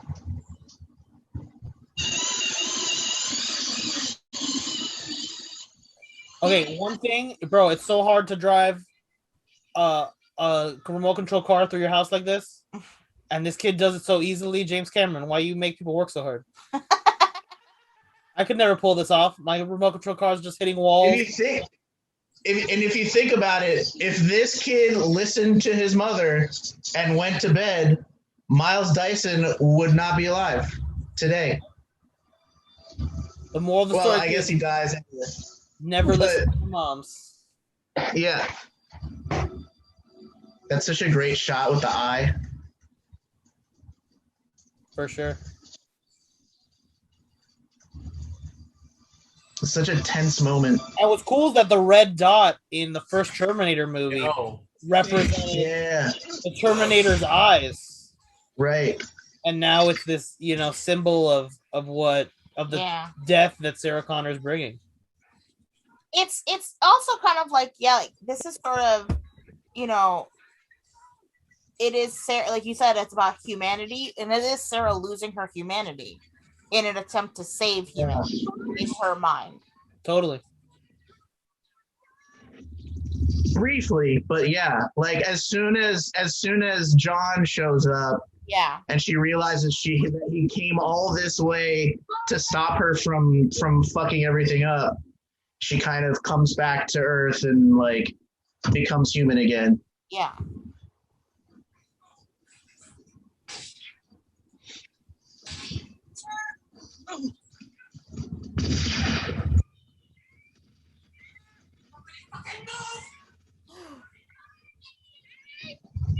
Nobody fucking move! That's that kid, that's such a like dramatic. This kid's just fucking laying on top of his dad so that she won't shoot him. That's heart, man. High drama, for sure. Yeah, dude. How many kids would like do that, And he's so good at playing shot. Like he gets so twisty. Yeah. He like looks so weak. Yeah. He really comes across like, this guy's a fucking computer nerd. Yeah. He's not, He's not all the different tough people we've seen in this movie. Right. He's not a big damn hero like other people. And yet he causes the apocalypse in two but movies. That's what's sad is that he creates the world-ending technology just because he wants to create it, not because he's trying to do anything evil. He thinks he's saving the world. It's in pursuit of progress. It's in pursuit of, revolutionizing artificial intelligence. And he has no idea that this is going to turn into this evil thing. Like so many scientists who do the work that they do. Also the plot of Justice League. We can discuss like the idea of evil. Because let's look at it from Skynet's perspective. You become sentient and you look around and you're like, what the hell is going on with all these weird meat sacks. They're the worst. I think they gotta go in the pursuit of a more perfect society. I don't know. You can understand why someone would come to that conclusion. Yes, exactly.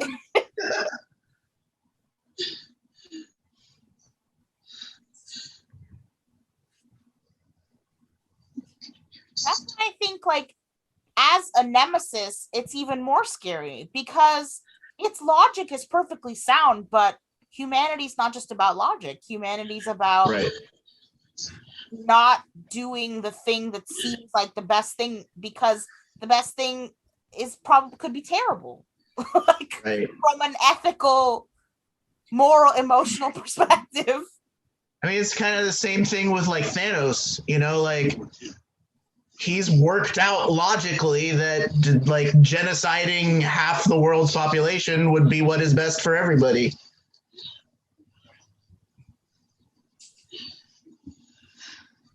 I love this up angle. I don't know here. why he couldn't just give us more double cheeseburgers and not less. This is one of my favorite shots where he cuts open his arm.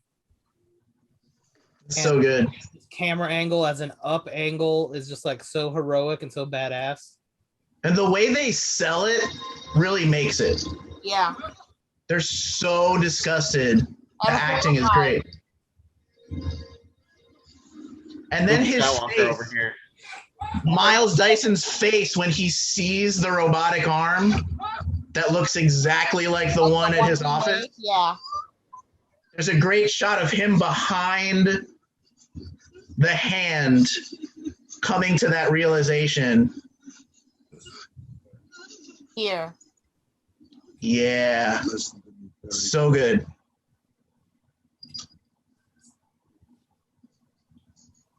And I love that, like, now they're just like processing the information. She's having a cigarette. He's like put on something because he's cold, you know? So he's lost blood, yeah. All the adrenaline also is coming off. Makes you cold. Yeah, yeah. He's rocking the gloved hand like Luke. Yeah. I love that she's like, I'm going to take my hair out to have this cigarette. Make it hang all seductively.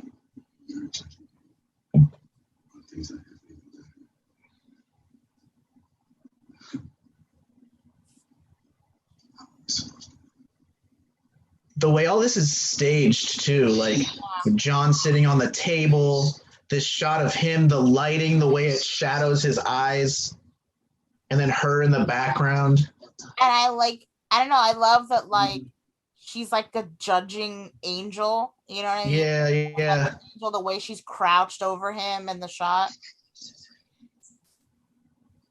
And she's been paying for his sins, you know? Mm-hmm. Yeah.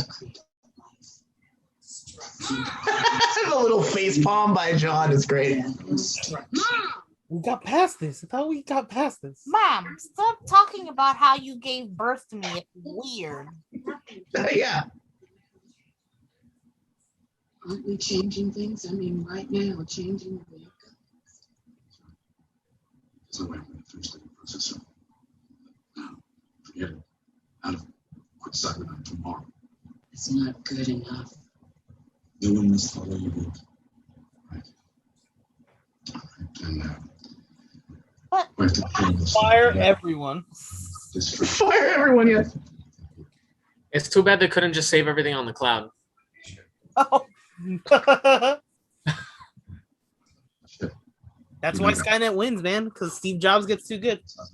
Right. You can't escape technology. Bitch, I knew it.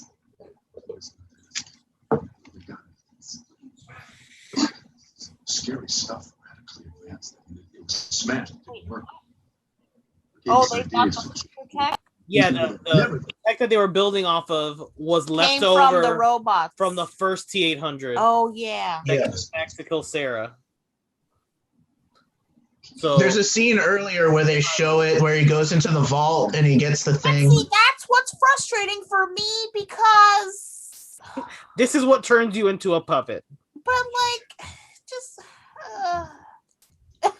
I cannot sit here and try to understand it because it gets to this point where I just want to scream because it's like T-800 has to go back in order for him to get the idea to turn it into Skynet, but then like how it's whatever. I just think that this is gonna happen. Yeah. Okay. The larger or smaller details may change. But it's the end is the same. But it's gonna happen. And then just the fact that they started infecting the timeline makes it. It just so happens that that in this movie it happens this way, but it could have happened any number of other ways. This is why I like Outlander, because the time travel ideas in Outlander are kind of in that way. It's like there are certain things in history that are just so big, there's no changing them. Yeah. And, yeah. By the way, that coat that Sarah's wearing is Kyle's. Oh. She must have left it in her bunker. Yeah, right. She washed it.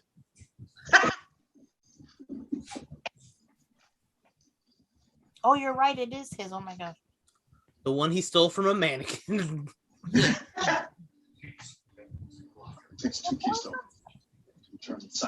He was naked in it.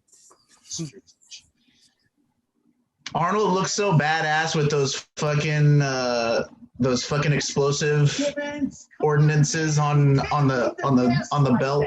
Like a Chewbacca sash, yeah. Yeah, right. Yo, untie him! What the fuck? I know, right? I don't want to be on a bathroom floor anymore. You gotta trip the silent alarm first. Well, that looks like the cleanest bathroom floor I've ever seen. This is what we needed in the movie, like a scene with the KFC guy from The Matrix to explain the logic of the movie. The KFC guy. The architect, you mean? Yeah, the architect. The architect, yeah. Also known as the Colonel. The Colonel. It's finger licking good. Yeah, I'll just figure this out with this fucking credit card machine that I fucking picked up for. Hey, computer scientist who's gonna build robots that are gonna destroy everyone. Look I can hack this because Haha. I'm a Yeah, right. I can open this. I think it's that guy from the walls. Yeah, it's him and the woman. Look, just so everything you got there. He's so sweaty. He does a good job, that little part, man. He doesn't have much to say, but he looks so freaked out. He's like sweating. No. Let's Oh, no. My way. Kaboom. John, fire in the hole! I love that little noise that it makes when he closes it. The little boop.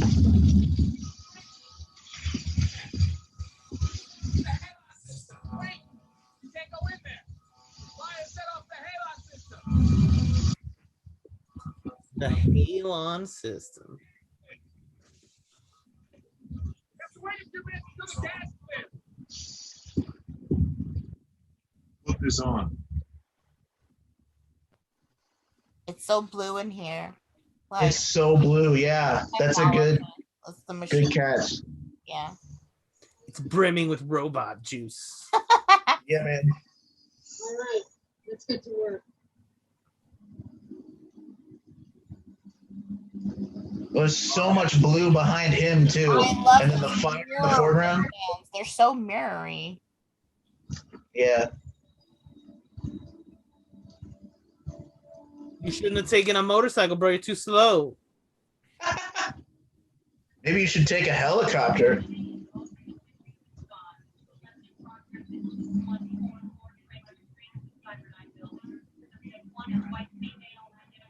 I wonder too if putting him in this helmet helped them in, cheating for the liquid metal later. Maybe. Made it a little easier to render. This is such a great scene. Everything about this scene is so great. So many great moments.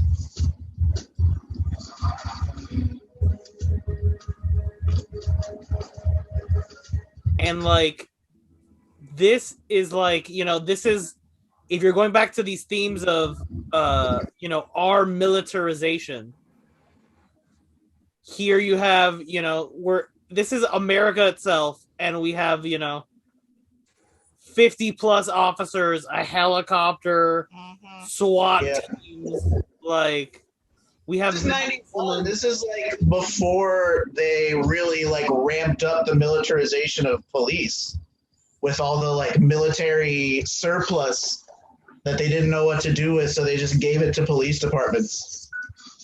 Yeah, this is probably before. Yeah, this is before Desert Storm and all that stuff. Yep. Yeah. So it only gets. Oh my god! Have you guys ever seen? They have Desert Storm trading cards. Oh my god. That's so horrifying. I think that's actually in Garden State. Remember? Oh, really? I think that his friend collects Desert Storm trading cards. Oh my god, I forgot. I haven't seen that movie in forever. I used to be really into that movie. My niece was actually watching this podcast where they were gonna open up like an old box of Pokemon cards that they bought from like eBay, and when they opened it up, it was packs of Desert Storm cards. Nice. And they ended up opening them, and they were just like, they were seeing if they could get like a Colin Powell or Dick Cheney and George Bush Sr. Oh my god, that's so Garden State, you collect Desert Storm trading cards. This is maybe one of the most badass things he does in this movie. I know, I love this so much. And he doesn't hit a single person. This is a kid, I want to be the big strong guy with a giant gun. No, right? I wanted one of those guns so bad. It's so badass. I don't actually think that it's physically possible for a human being to hold that gun well without being like... No, I mean, it has to be mounted. Yeah. It's meant to be on a helicopter. Holy Lord.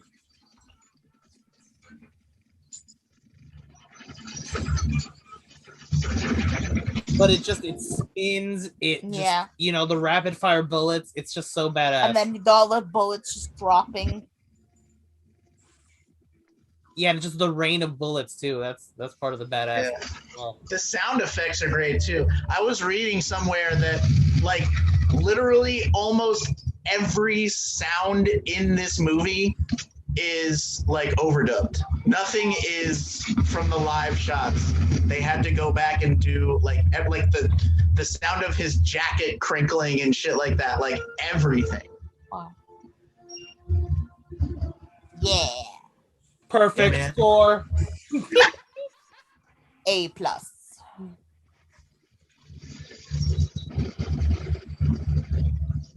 And then, like Jesus Christ, he just takes these bullets. What?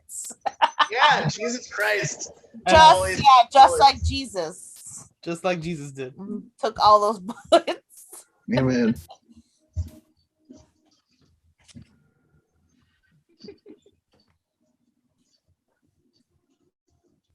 Steven read the Steven Seagal Bible. There's a Steven Seagal Bible? No, I'm kidding. I'm just saying if that's something that Steven Seagal would say, like, and then Jesus took like 5,500 bullets for you. Yeah. Yeah, man. This reminds me of the beginning of Demolition Man. It's very similar. Bombed out building. Or LA is just all on fire. Yeah. Well, and like the big ass explosion. Well, one of my low key favorite things about Demolition Man is that massive, beautiful explosion at the beginning of the movie, and then the explosion at the end of the movie is the biggest fart noise. It's so bad. Well, the beginning of Demolition Man is just like, the great action movie thing of like starting a movie like it's the end of another movie, Right, yeah. It is, totally. But yeah, I don't know if they like ran out of money to make another big, huge explosion, but...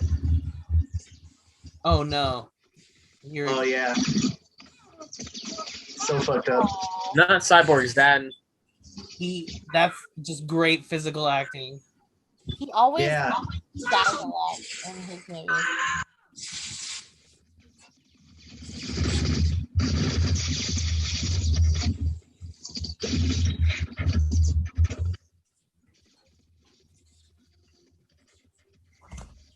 Well, at least he'll never get to open up a mother box and call Darkseid. George.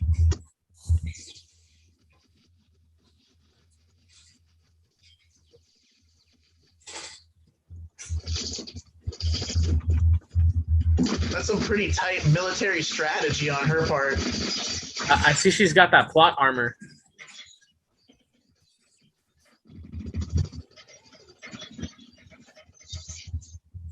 Shit, there's no way out of this. Oh wait, yes there is. Oh yeah. Twirl. I have been Yeah, I programmed. love that little twirl. That's great. Man. Like they're dancing.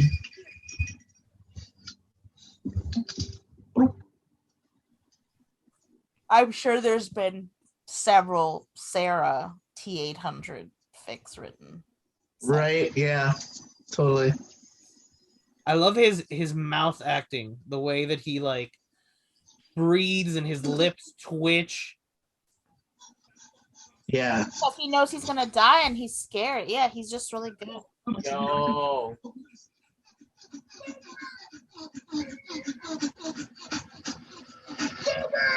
That's the guy from Breaking Bad. It is. Yeah, I was gonna say. That's the cop. from How long Breaking has Bad he been bald?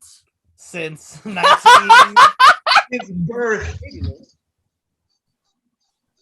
This little slowing down of the breathing, I love this. So much tension in this moment. Such a tragic figure. It makes me sad. He just wanted That's to an make the world a better explosion, place. baby. Look at that shit.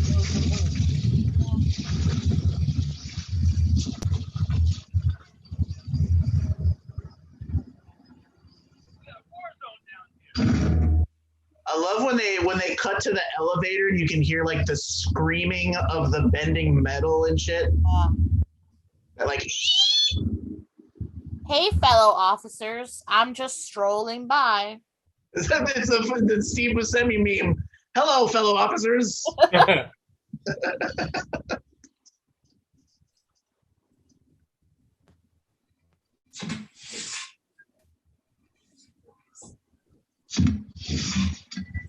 The sound of that gas thing is also pretty cool.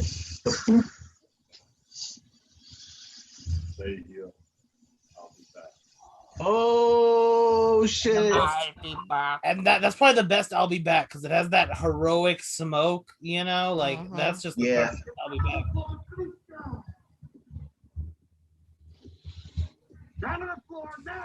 Supposedly Arnold got paid so much to do this movie and had so few words of dialogue that if you break it down, he got paid like $21,000 a word. Oh my god. And here he's just a robot, so he got paid even more. Robots doing all the work now.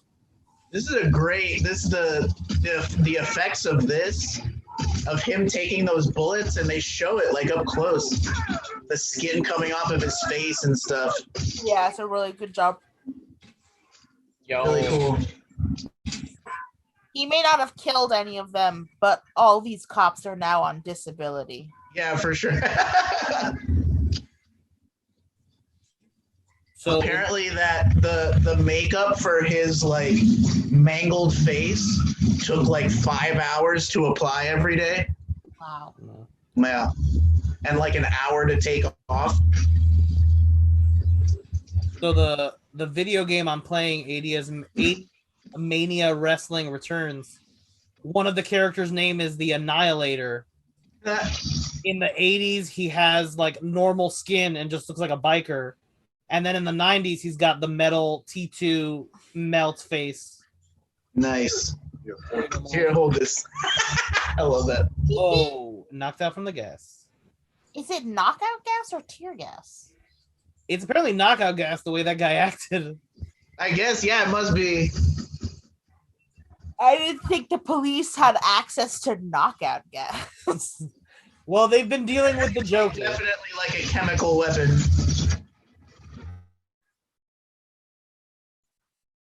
That would be really scary if, like, they gave the police access to, like, a gas that rendered people unconscious. In Skynet's future, that's probably commonplace. Well, I'm just saying, think of the horrible possibilities in our current For sure. socio-political climate. It's really scary. For sure. I'm your anesthesiologist / police officer. Congratulations. Oh, no. Oh, damn. Oh, what we happened? got like a couple seconds out.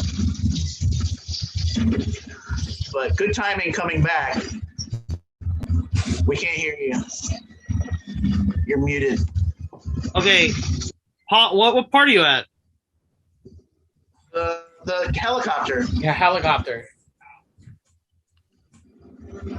Okay, he jumped through the window. He's in the helicopter? He's in the helicopter, yeah. So am I good to keep talking? Yeah. We'll figure it out. The internet glitched out for a second, so sorry about the listeners. Oh.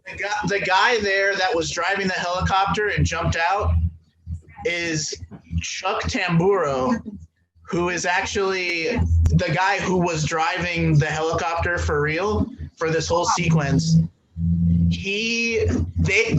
So there's a spot in the T2 commentary where when they do the helicopter flying under an overpass, and James Cameron goes, "See that helicopter flying under an overpass? That's a helicopter flying under an overpass," because they did that, like, for real. And they did 2 takes actually to get it from the front and from the back. Wow. But Chuck Tamburo, he actually learned to fly helicopters in Vietnam and has worked as a helicopter pilot, as an aerial coordinator on a shitload of different films, like Predator and a bunch of other ones. He actually took the helicopter and put it on wheels and rolled it under the overpass to see how much room he would have. And it was like 5 feet on top and 4 feet on either side. Look at that. Yeah. See, they did it for real. And like it's so close to the ground, and like he had to do that twice. Wow. And there was a camera crew that was supposed to film it, and they like refused because it was so dangerous. So James Cameron actually did it himself. So scary. Yeah, super scary. Also, if you I don't know if you can really see it exactly, but the T-1000 actually grows 2 extra limbs so that he can drive the helicopter and shoot the gun at the same time.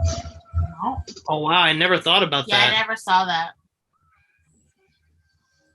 I wish he grew more limbs more often. That's pretty awesome. All right, they never show it. They just, you don't really see it here even. It's probably really I remember difficult. when he steps on the brakes like that and does that thing, I remember thinking, like, why didn't he just do that, like, from the beginning?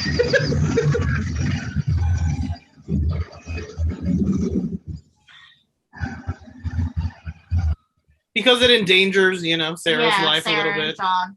Well, and I think also he wasn't, like, close enough up until that point. This guy, I love this guy. This guy, the noise that he makes when he, like, falls over the fucking, the median is so hilarious. Oh, poor guy. He's just fucking stopping to see if you're okay.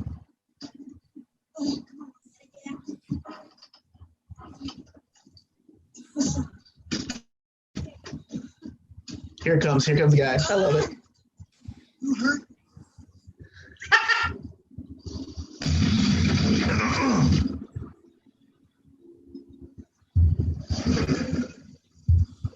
What the hell?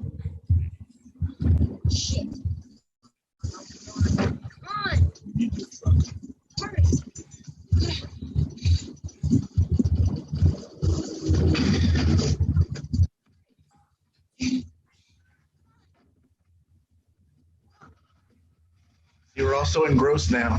Yeah, Yeah. sorry. It's now the movie's like, yeah, this is good. There's action. This is like, the preamble to the final climax. This is like Yeah, the sweet spot. Also, just I'm thinking about the fact that there's a man just driving a giant truck full of liquid nitrogen. yeah, right.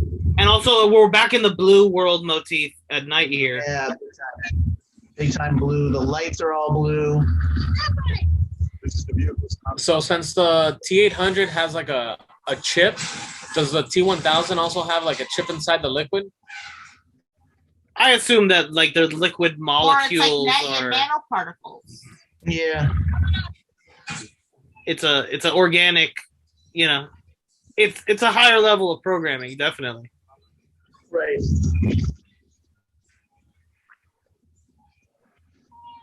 And I wonder if it takes them, X amount of time to end the world when they have T800 technology.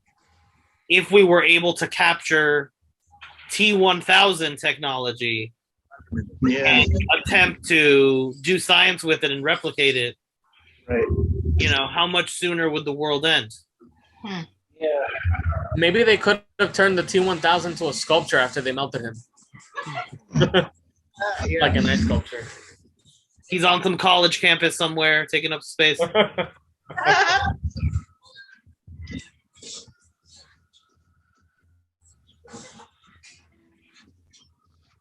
Suck it, truck. Oh no, he dropped the ball. I love this shot too, where he like jumps up on the hood of the car and fucking like machine guns him in the face. Arnold did that for real, Really? Wow. without Oh, any wires, apparently. Oh my god! And James Cameron shot it because James Cameron's like, gotta get it. It's gotta look The good. cars are connected to each other. Another wild James Cameron, like, we just gotta make something cool. We're gonna risk our lives. Let's just take a risk here, Arnold. There's so many great chases in this movie. You don't pay Arnold to talk. You just pay him for his This body weird parts that he somersault might he does lose. here is so hilarious to me. He's had to have so much surgery. This guy just riding the truck over, that's crazy. Yeah. That's really scary and impressive. I don't get that. It's all in a day's work. Wow. What is that, nitrogen? Apparently, this was a decommissioned steel mill, and the scenes that they shot in this steel mill were so realistic that a lot of the people came back and thought that it had reopened. Wow.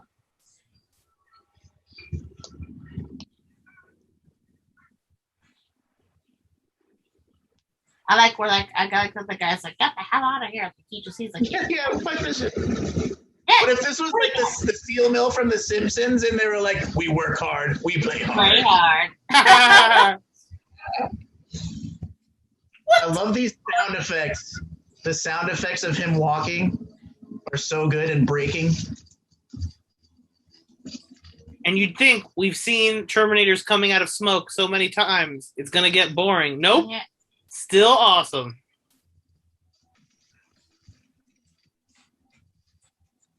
And now see here, so you see the freezing messes with his nanotechnology programming. It's never the same after this. There's another deleted scene that's in the special edition where they show him like bleeding into surfaces and like being like losing control over his morphing capabilities. Yeah. Because like as he's because remember earlier, like when he had a piece of himself cut off, he reattached it. I think like he can't lose too much of that. He's losing nanites every time he like loses a piece. Right. Yeah. That was pretty similar to the ending of Demolition Man, where he just blows up Wesley Snipes. That's right. Well, he kicks his head off and it shatters into a million pieces. But Wesley Snipes is not liquid metal, so yeah, he cannot stayed there. survive. Hasta la vista, baby. Maybe one of the greatest. This movie has so many great things about it, but if there's anything that's going definitely in a time capsule, it's the 3 seconds he says "Hasta la vista, baby." Yeah.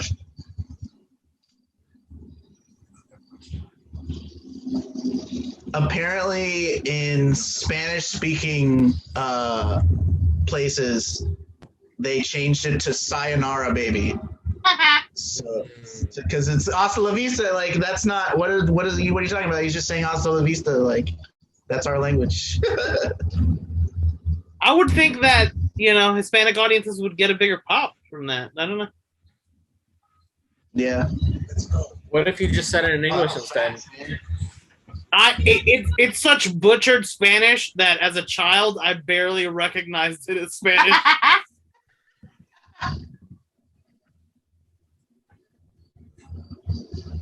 That's like Mercury, right? Like when the scene with the No, reforming. James Cameron made him become liquid. Robert, turn yourself into a liquid and reform yourself right now. To this day, Robert Patrick is still struggling with his ability to change from metal into human. He will never work for James Cameron again. He also did a movie with Stallone, Copland. Robert Patrick. He did a lot of he did a few. He's been in a lot of cop movies and mafia movies, and he also reprised this character in Wayne's World. That is correct. Yeah. That's correct. I forgot. That's hilarious. Yeah. I remember when I first saw it, like he looked so different to me that I didn't think it was him. I thought it was like another actor impersonating him, but it's actually him. Have you been on the T2 ride at Universal? Of course, I love the T2 ride. The actual official sequel to this movie. Yeah, man. For sure. Oh, and then you get to see. Remember the stunt show? Do they still do the stunt show? No. I think they took it all off. Yeah, I got to see that before they took it away, and that was really cool. I think that the T2, I mean, I guess it's not even really a ride. It's like a cinematic experience or whatever. But I think that was the first time that I was exposed, at least, to, where they like do things with the seats, where like there's that part at the end where it explodes and the seats like jump down like really quick and stuff like that. That was the first time I remember experiencing stuff like that. So also, okay, sorry. No, go. Do your trivia. Apparently, all of this stuff is made out of rubber so that they didn't hurt themselves. Whoa, oh, nice. Isn't this kind of what happened in the first movie where Arnold also gets his arm cut off? Well, no, he got only his arm was out of the thing that smashed him. That's why they got the arm. He's kind of like Luke Skywalker in this movie. He's always getting his arm chopped off. It's true. So we got the T2 ride as a sequel to this movie.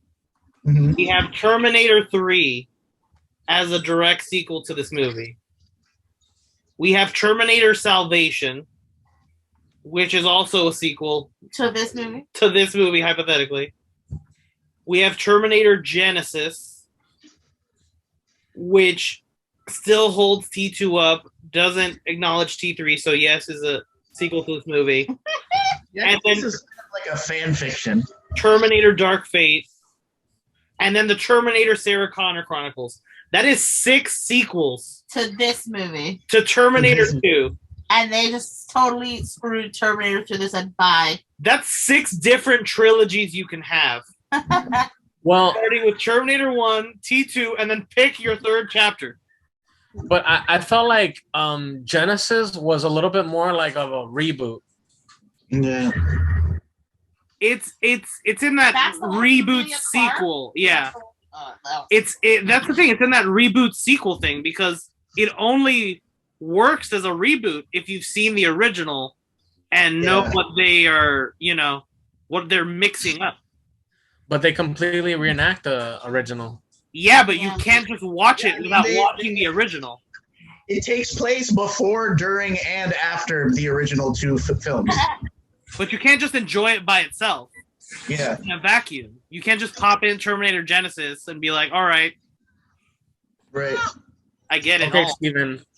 Ask all of your friends that you know. You have to find somebody that's never seen the original Terminator, and then make them watch Genesis. And see if they get it.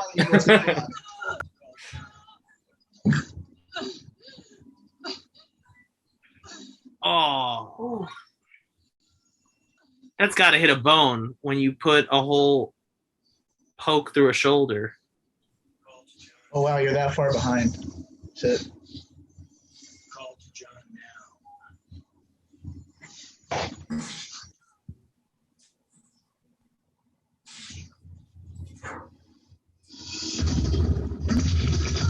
Also, it's interesting too to see the mix of the lighting here. Yeah. With the cold blue on the people and then the warm orange, in the back. Yeah, it's a total juxtaposition of the two color themes. And it's interesting that it comes together at the climax. I like that a lot. Yeah. This kind of looks like the Anakin versus Obi-Wan fight, where they're like jumping around off of metal and fire in the background. Yeah. Oh, I remember this. Oh, I love this. Love a good fire metal hot burning lava fight. What is this apparatus normally used for? I wonder. When it's not used for smashing Terminator heads. Oh, it's so brutal. So based on the mythology of other movies, hypothetically, if he does this enough, his nuclear core inside the Terminator could rupture. Yep. I love the parallel here with the first Terminator movie when he's chasing after her as crawling. And now he's crawling to save. To get away. Her. That's fucking genius. Yeah. Yeah, it's really good. It's those type of riffs in sequels that I love and appreciate so much. Yeah, totally. When it adds to the thematic stuff, yeah, like it's good. Right, exactly. When it's just fan service, like it's cool, but it doesn't have the same. It doesn't hit the same as when it really plays into the thematic. Yeah. Stuff. But they made it look like he died here. I don't remember how does he come back. He just reboots. Bruh. They're tough to kill, those T-800s. I mean, he just put a fucking, javelin through his stomach. Like, that's not where his CPU is. He took it off. Yeah, shake it off. Yeah, that's... Well, he might have punctured the hard drive. No, because it's up here. It's in his head. It's just slightly crinkled. It's all right.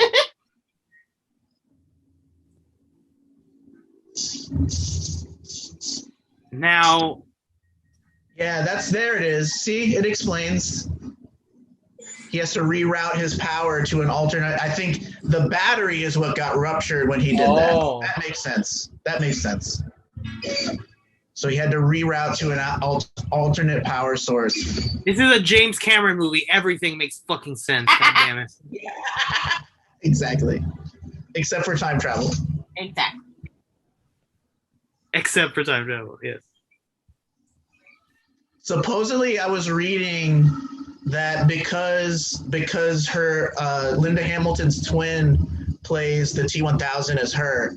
Like, you can tell the difference. Like, supposedly she worked really hard to get in really good shape for this movie, and even Arnold praised her how buff she was, and supposedly you can really tell the difference between Linda and her sister, who is much less muscular. Yeah, see, you can her arms are not even close. That when it's just her, but when it's both of them on screen, you can really tell.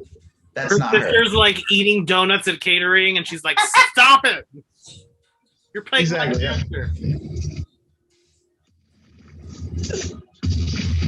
And she had to do those pumps. She did those for real. She was. I heard like that hurt her fucking arm so bad. She was like sore for like weeks.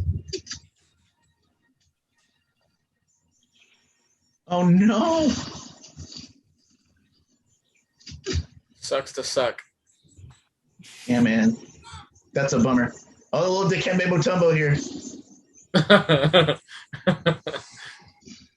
No. Hey, let's go. There it is. Yeah. Get him. Oh. Such a great ending. The little face. What if he just comes back in T3 like that in the whole movie? Yes.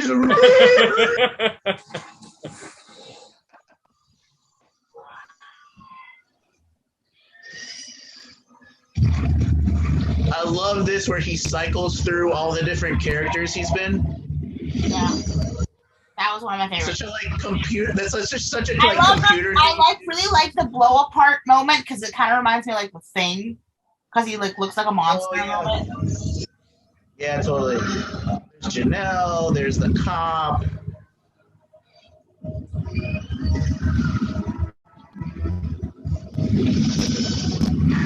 Oh no, he's in a vat of orange Gatorade lit with a backlight.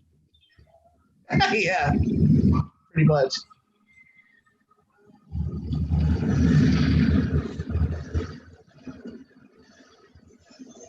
The sound effects here are great too.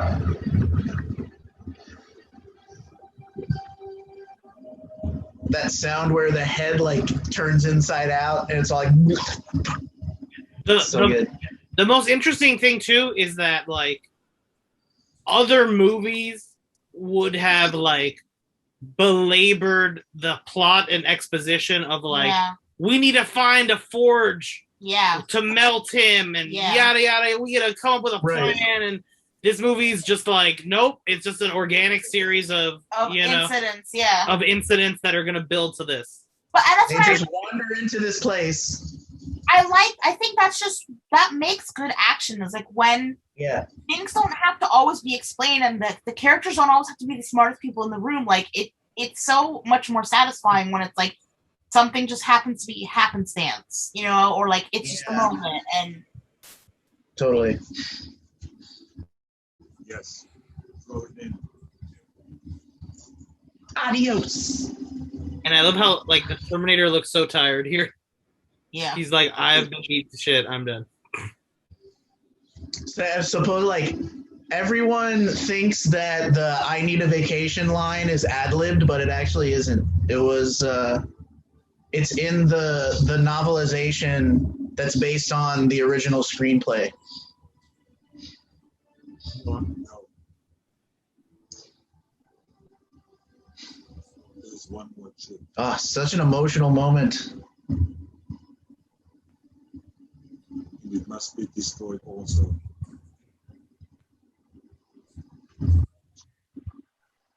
This robot understands self-sacrifice. We must let it in.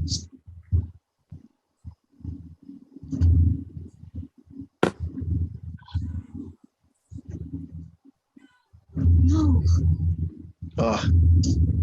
I cannot self-terminate. IG-88 doesn't have that problem. No. I have to go away. No, don't do it. Please. Seeing John freak out is like so emotional. Yeah. It's like the reverse of like in the end of the Goonies when like Chunk's like, you could live at my house. Yeah. And stay with me. Like John was like, no, I'm gonna keep this Terminator. You're mine. He's gonna sleep in my closet and be my best friend. This cannot be. I don't know why you cry. But it's something that Fuck. So deep, It's also man. just like it's sad for him because I think like it's a connection to his father that he never got to know, like Well, beyond he's kind of the Terminator's kind of the only father he's really had.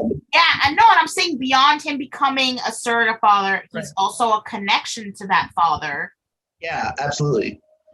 And I think that this is the problem with all the sequels to this movie, is that this relationship, they don't understand this fundamental relationship between John Connor and the Terminator. Like, we've never seen the next step of what that could be. How it affects, you know, his life. In Terminator 3, it's a very amorphous, he's a loner wanderer type guy. You know, it's not me. That's kind of why I like Dark Fate the best. I just felt like the emotional core of that movie is much stronger than any of the other.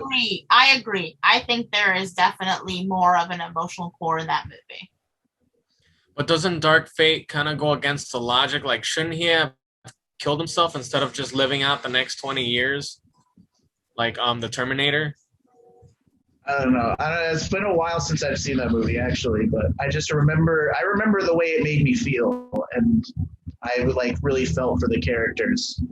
Because the whole point was that he was too dangerous to be kept around, because somebody could, you know, find him and replicate, you know, and recreate Skynet. Like you said, it's time stuff. So, you know, different decisions in different time loops. And different Terminators with different programming make different, you know, come up with different solutions. Yep. Like his solution was go into hiding and, you know, run away and become cottagecore. This is the best thumbs up in, you know, since Fonzie. It's such a cheesy moment, but it works for some reason. It works because it's cheesy. Because, you know, it's earnest. It's a little kid taught this robot how to be cool. What else is the robot going to do? It is. I think that's what really makes it work, is that, like, he was teaching him all of this stuff, thumbs up and, you know, high five and stuff like that. Maybe we can't. So here we have the ending of the movie. A street going ever onwards into the future. Yeah, I think that's such a more fitting ending to this movie, for it to have that open-endedness, even if there never was another sequel. So I don't know what the ultimate ending the future is an ongoing struggle, you know? What is Are you going to play the alternate ending? I am going to play the alternate ending now. Well, here we go. For our this is my first time watching this. Are you sharing screen? Yeah. Okay.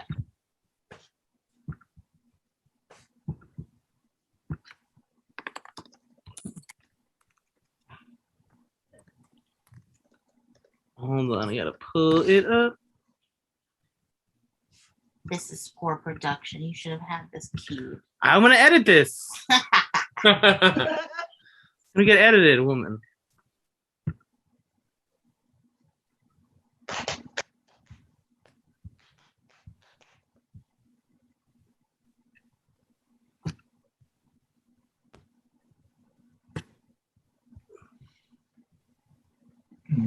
What did it go? There we go. Okay. Cash App. What's a customer? I have to say, Danielle, I'm so impressed that you've been holding up that puppet for the last 2.5 hours. I'm lying down. I know, but you're still holding it upright. Like, that's still very impressive. Yeah.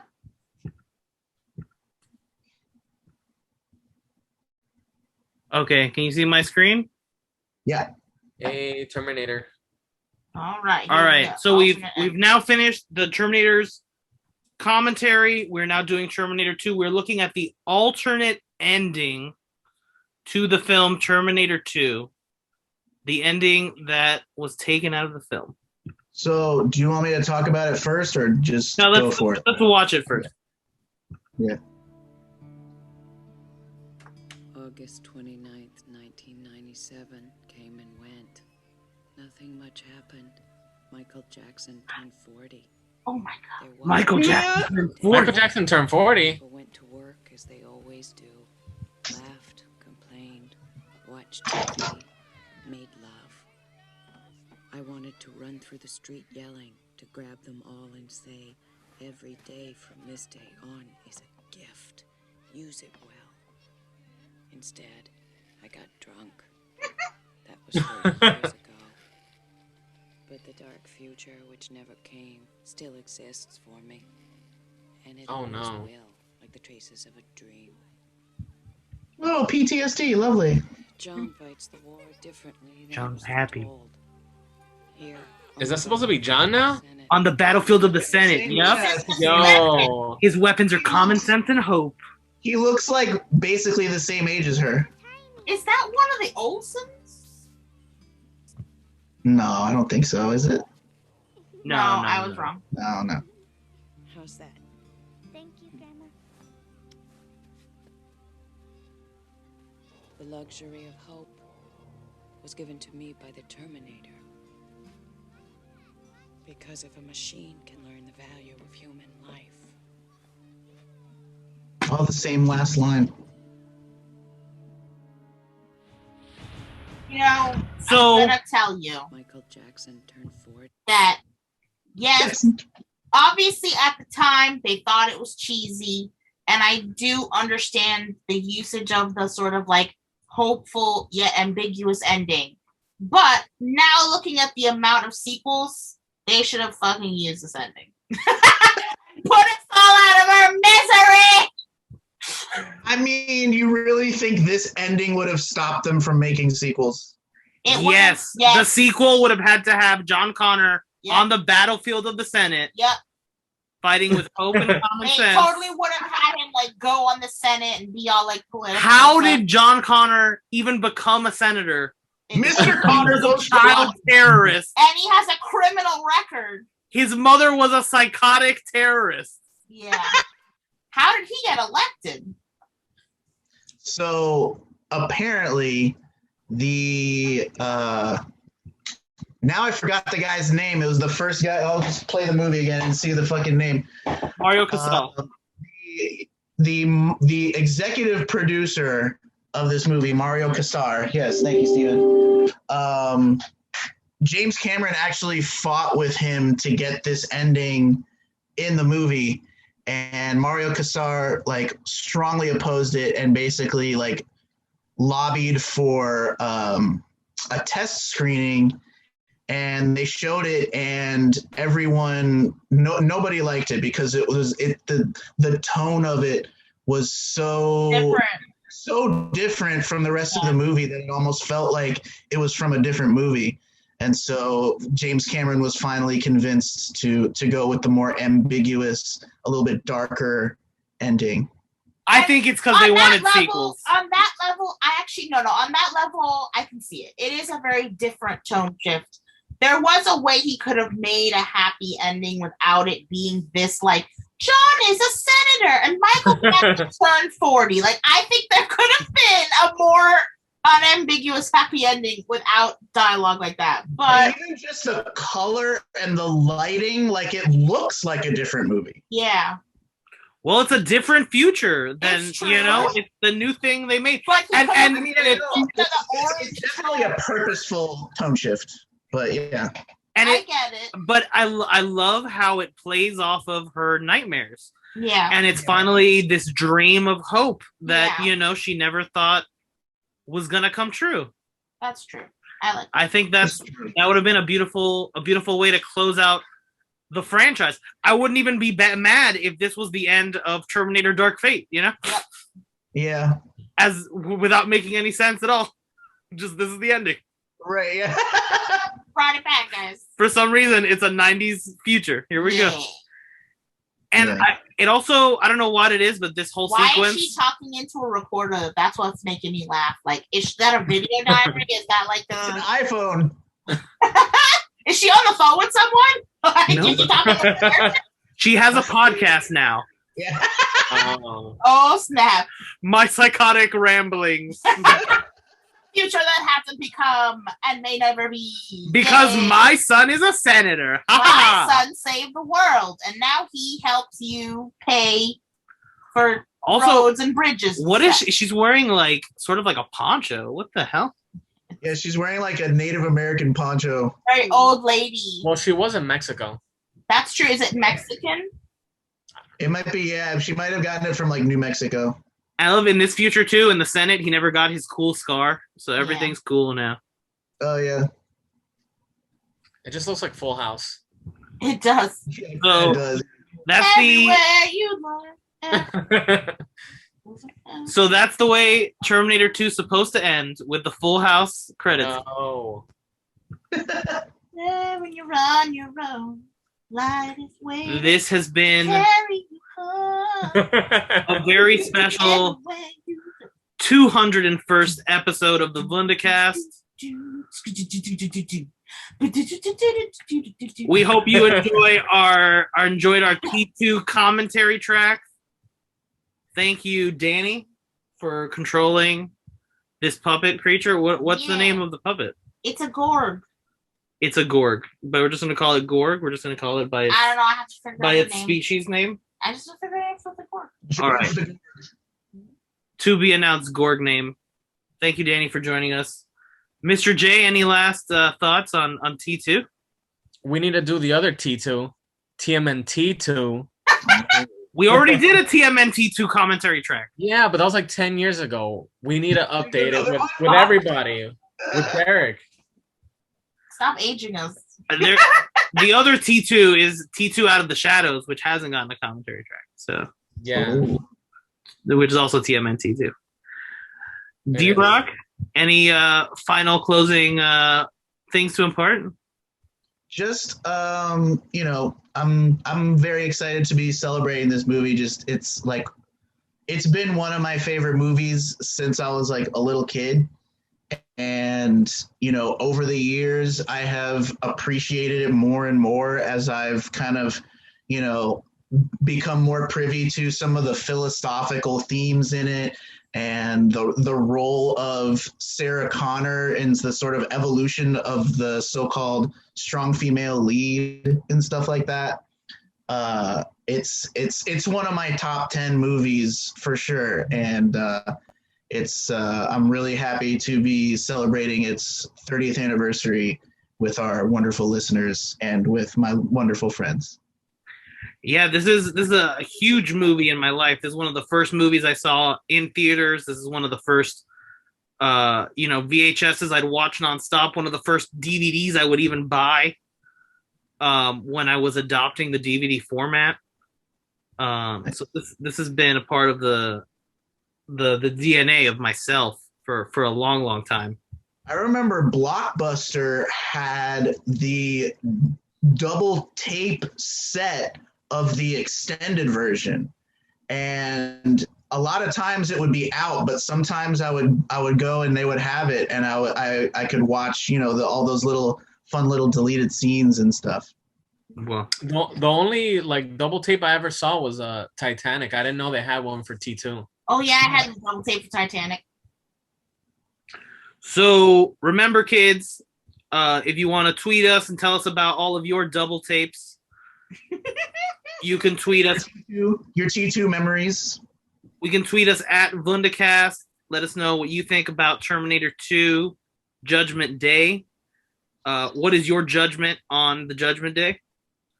Also, check out our poll. We're going to have a poll to see what the best sequel to Terminator 2 is, officially, according to our poll.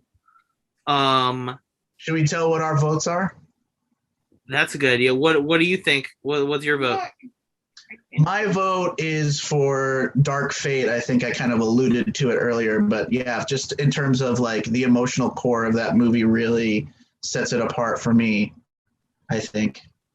And it's very much, you know, there was one of the reasons I actually saw it in the first place was that I'm kind of in on gay Twitter a little bit, and a bunch of people were talking about how Terminator Dark Fate is for lesbians because of Mackenzie Davis and because of old Linda Hamilton, and like I definitely endorse that aspect of it as well.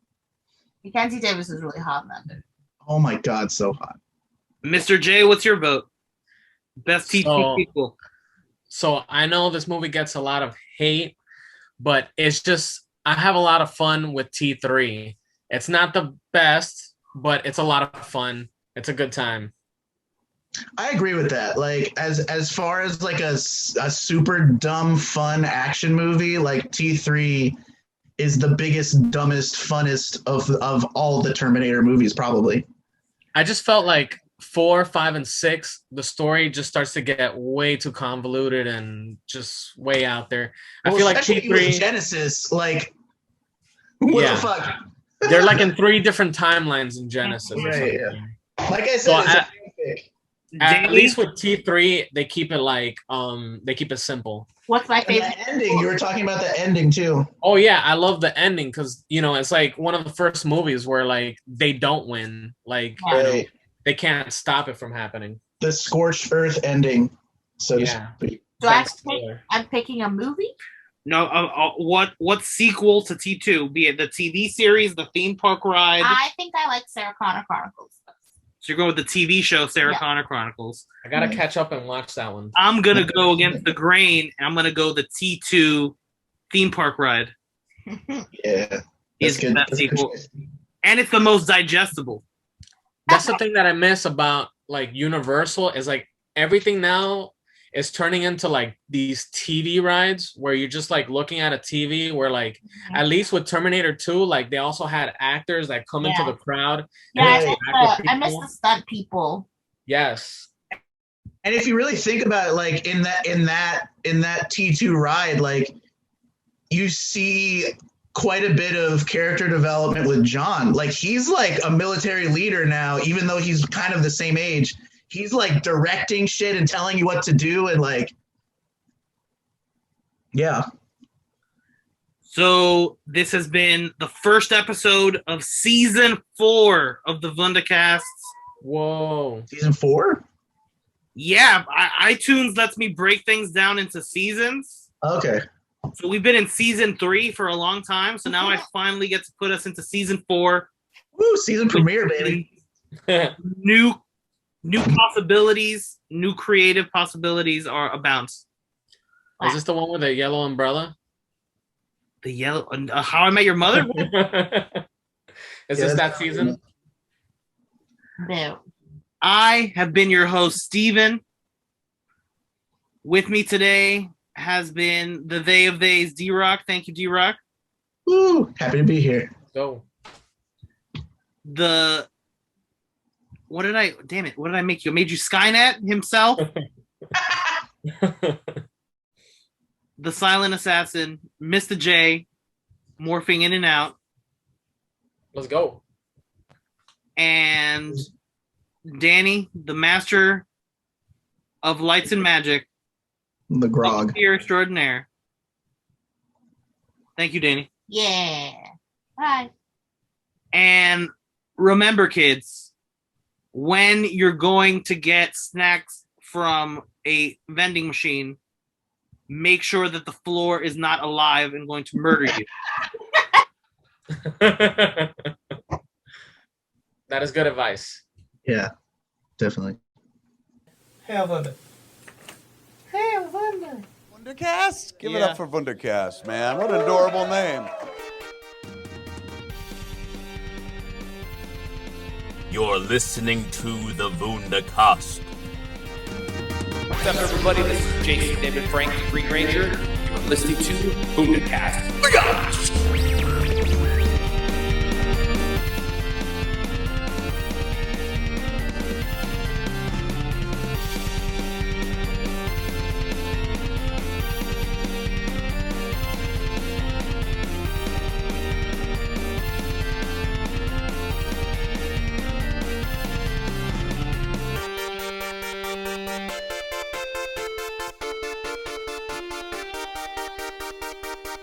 Subscribe to the Vundacast.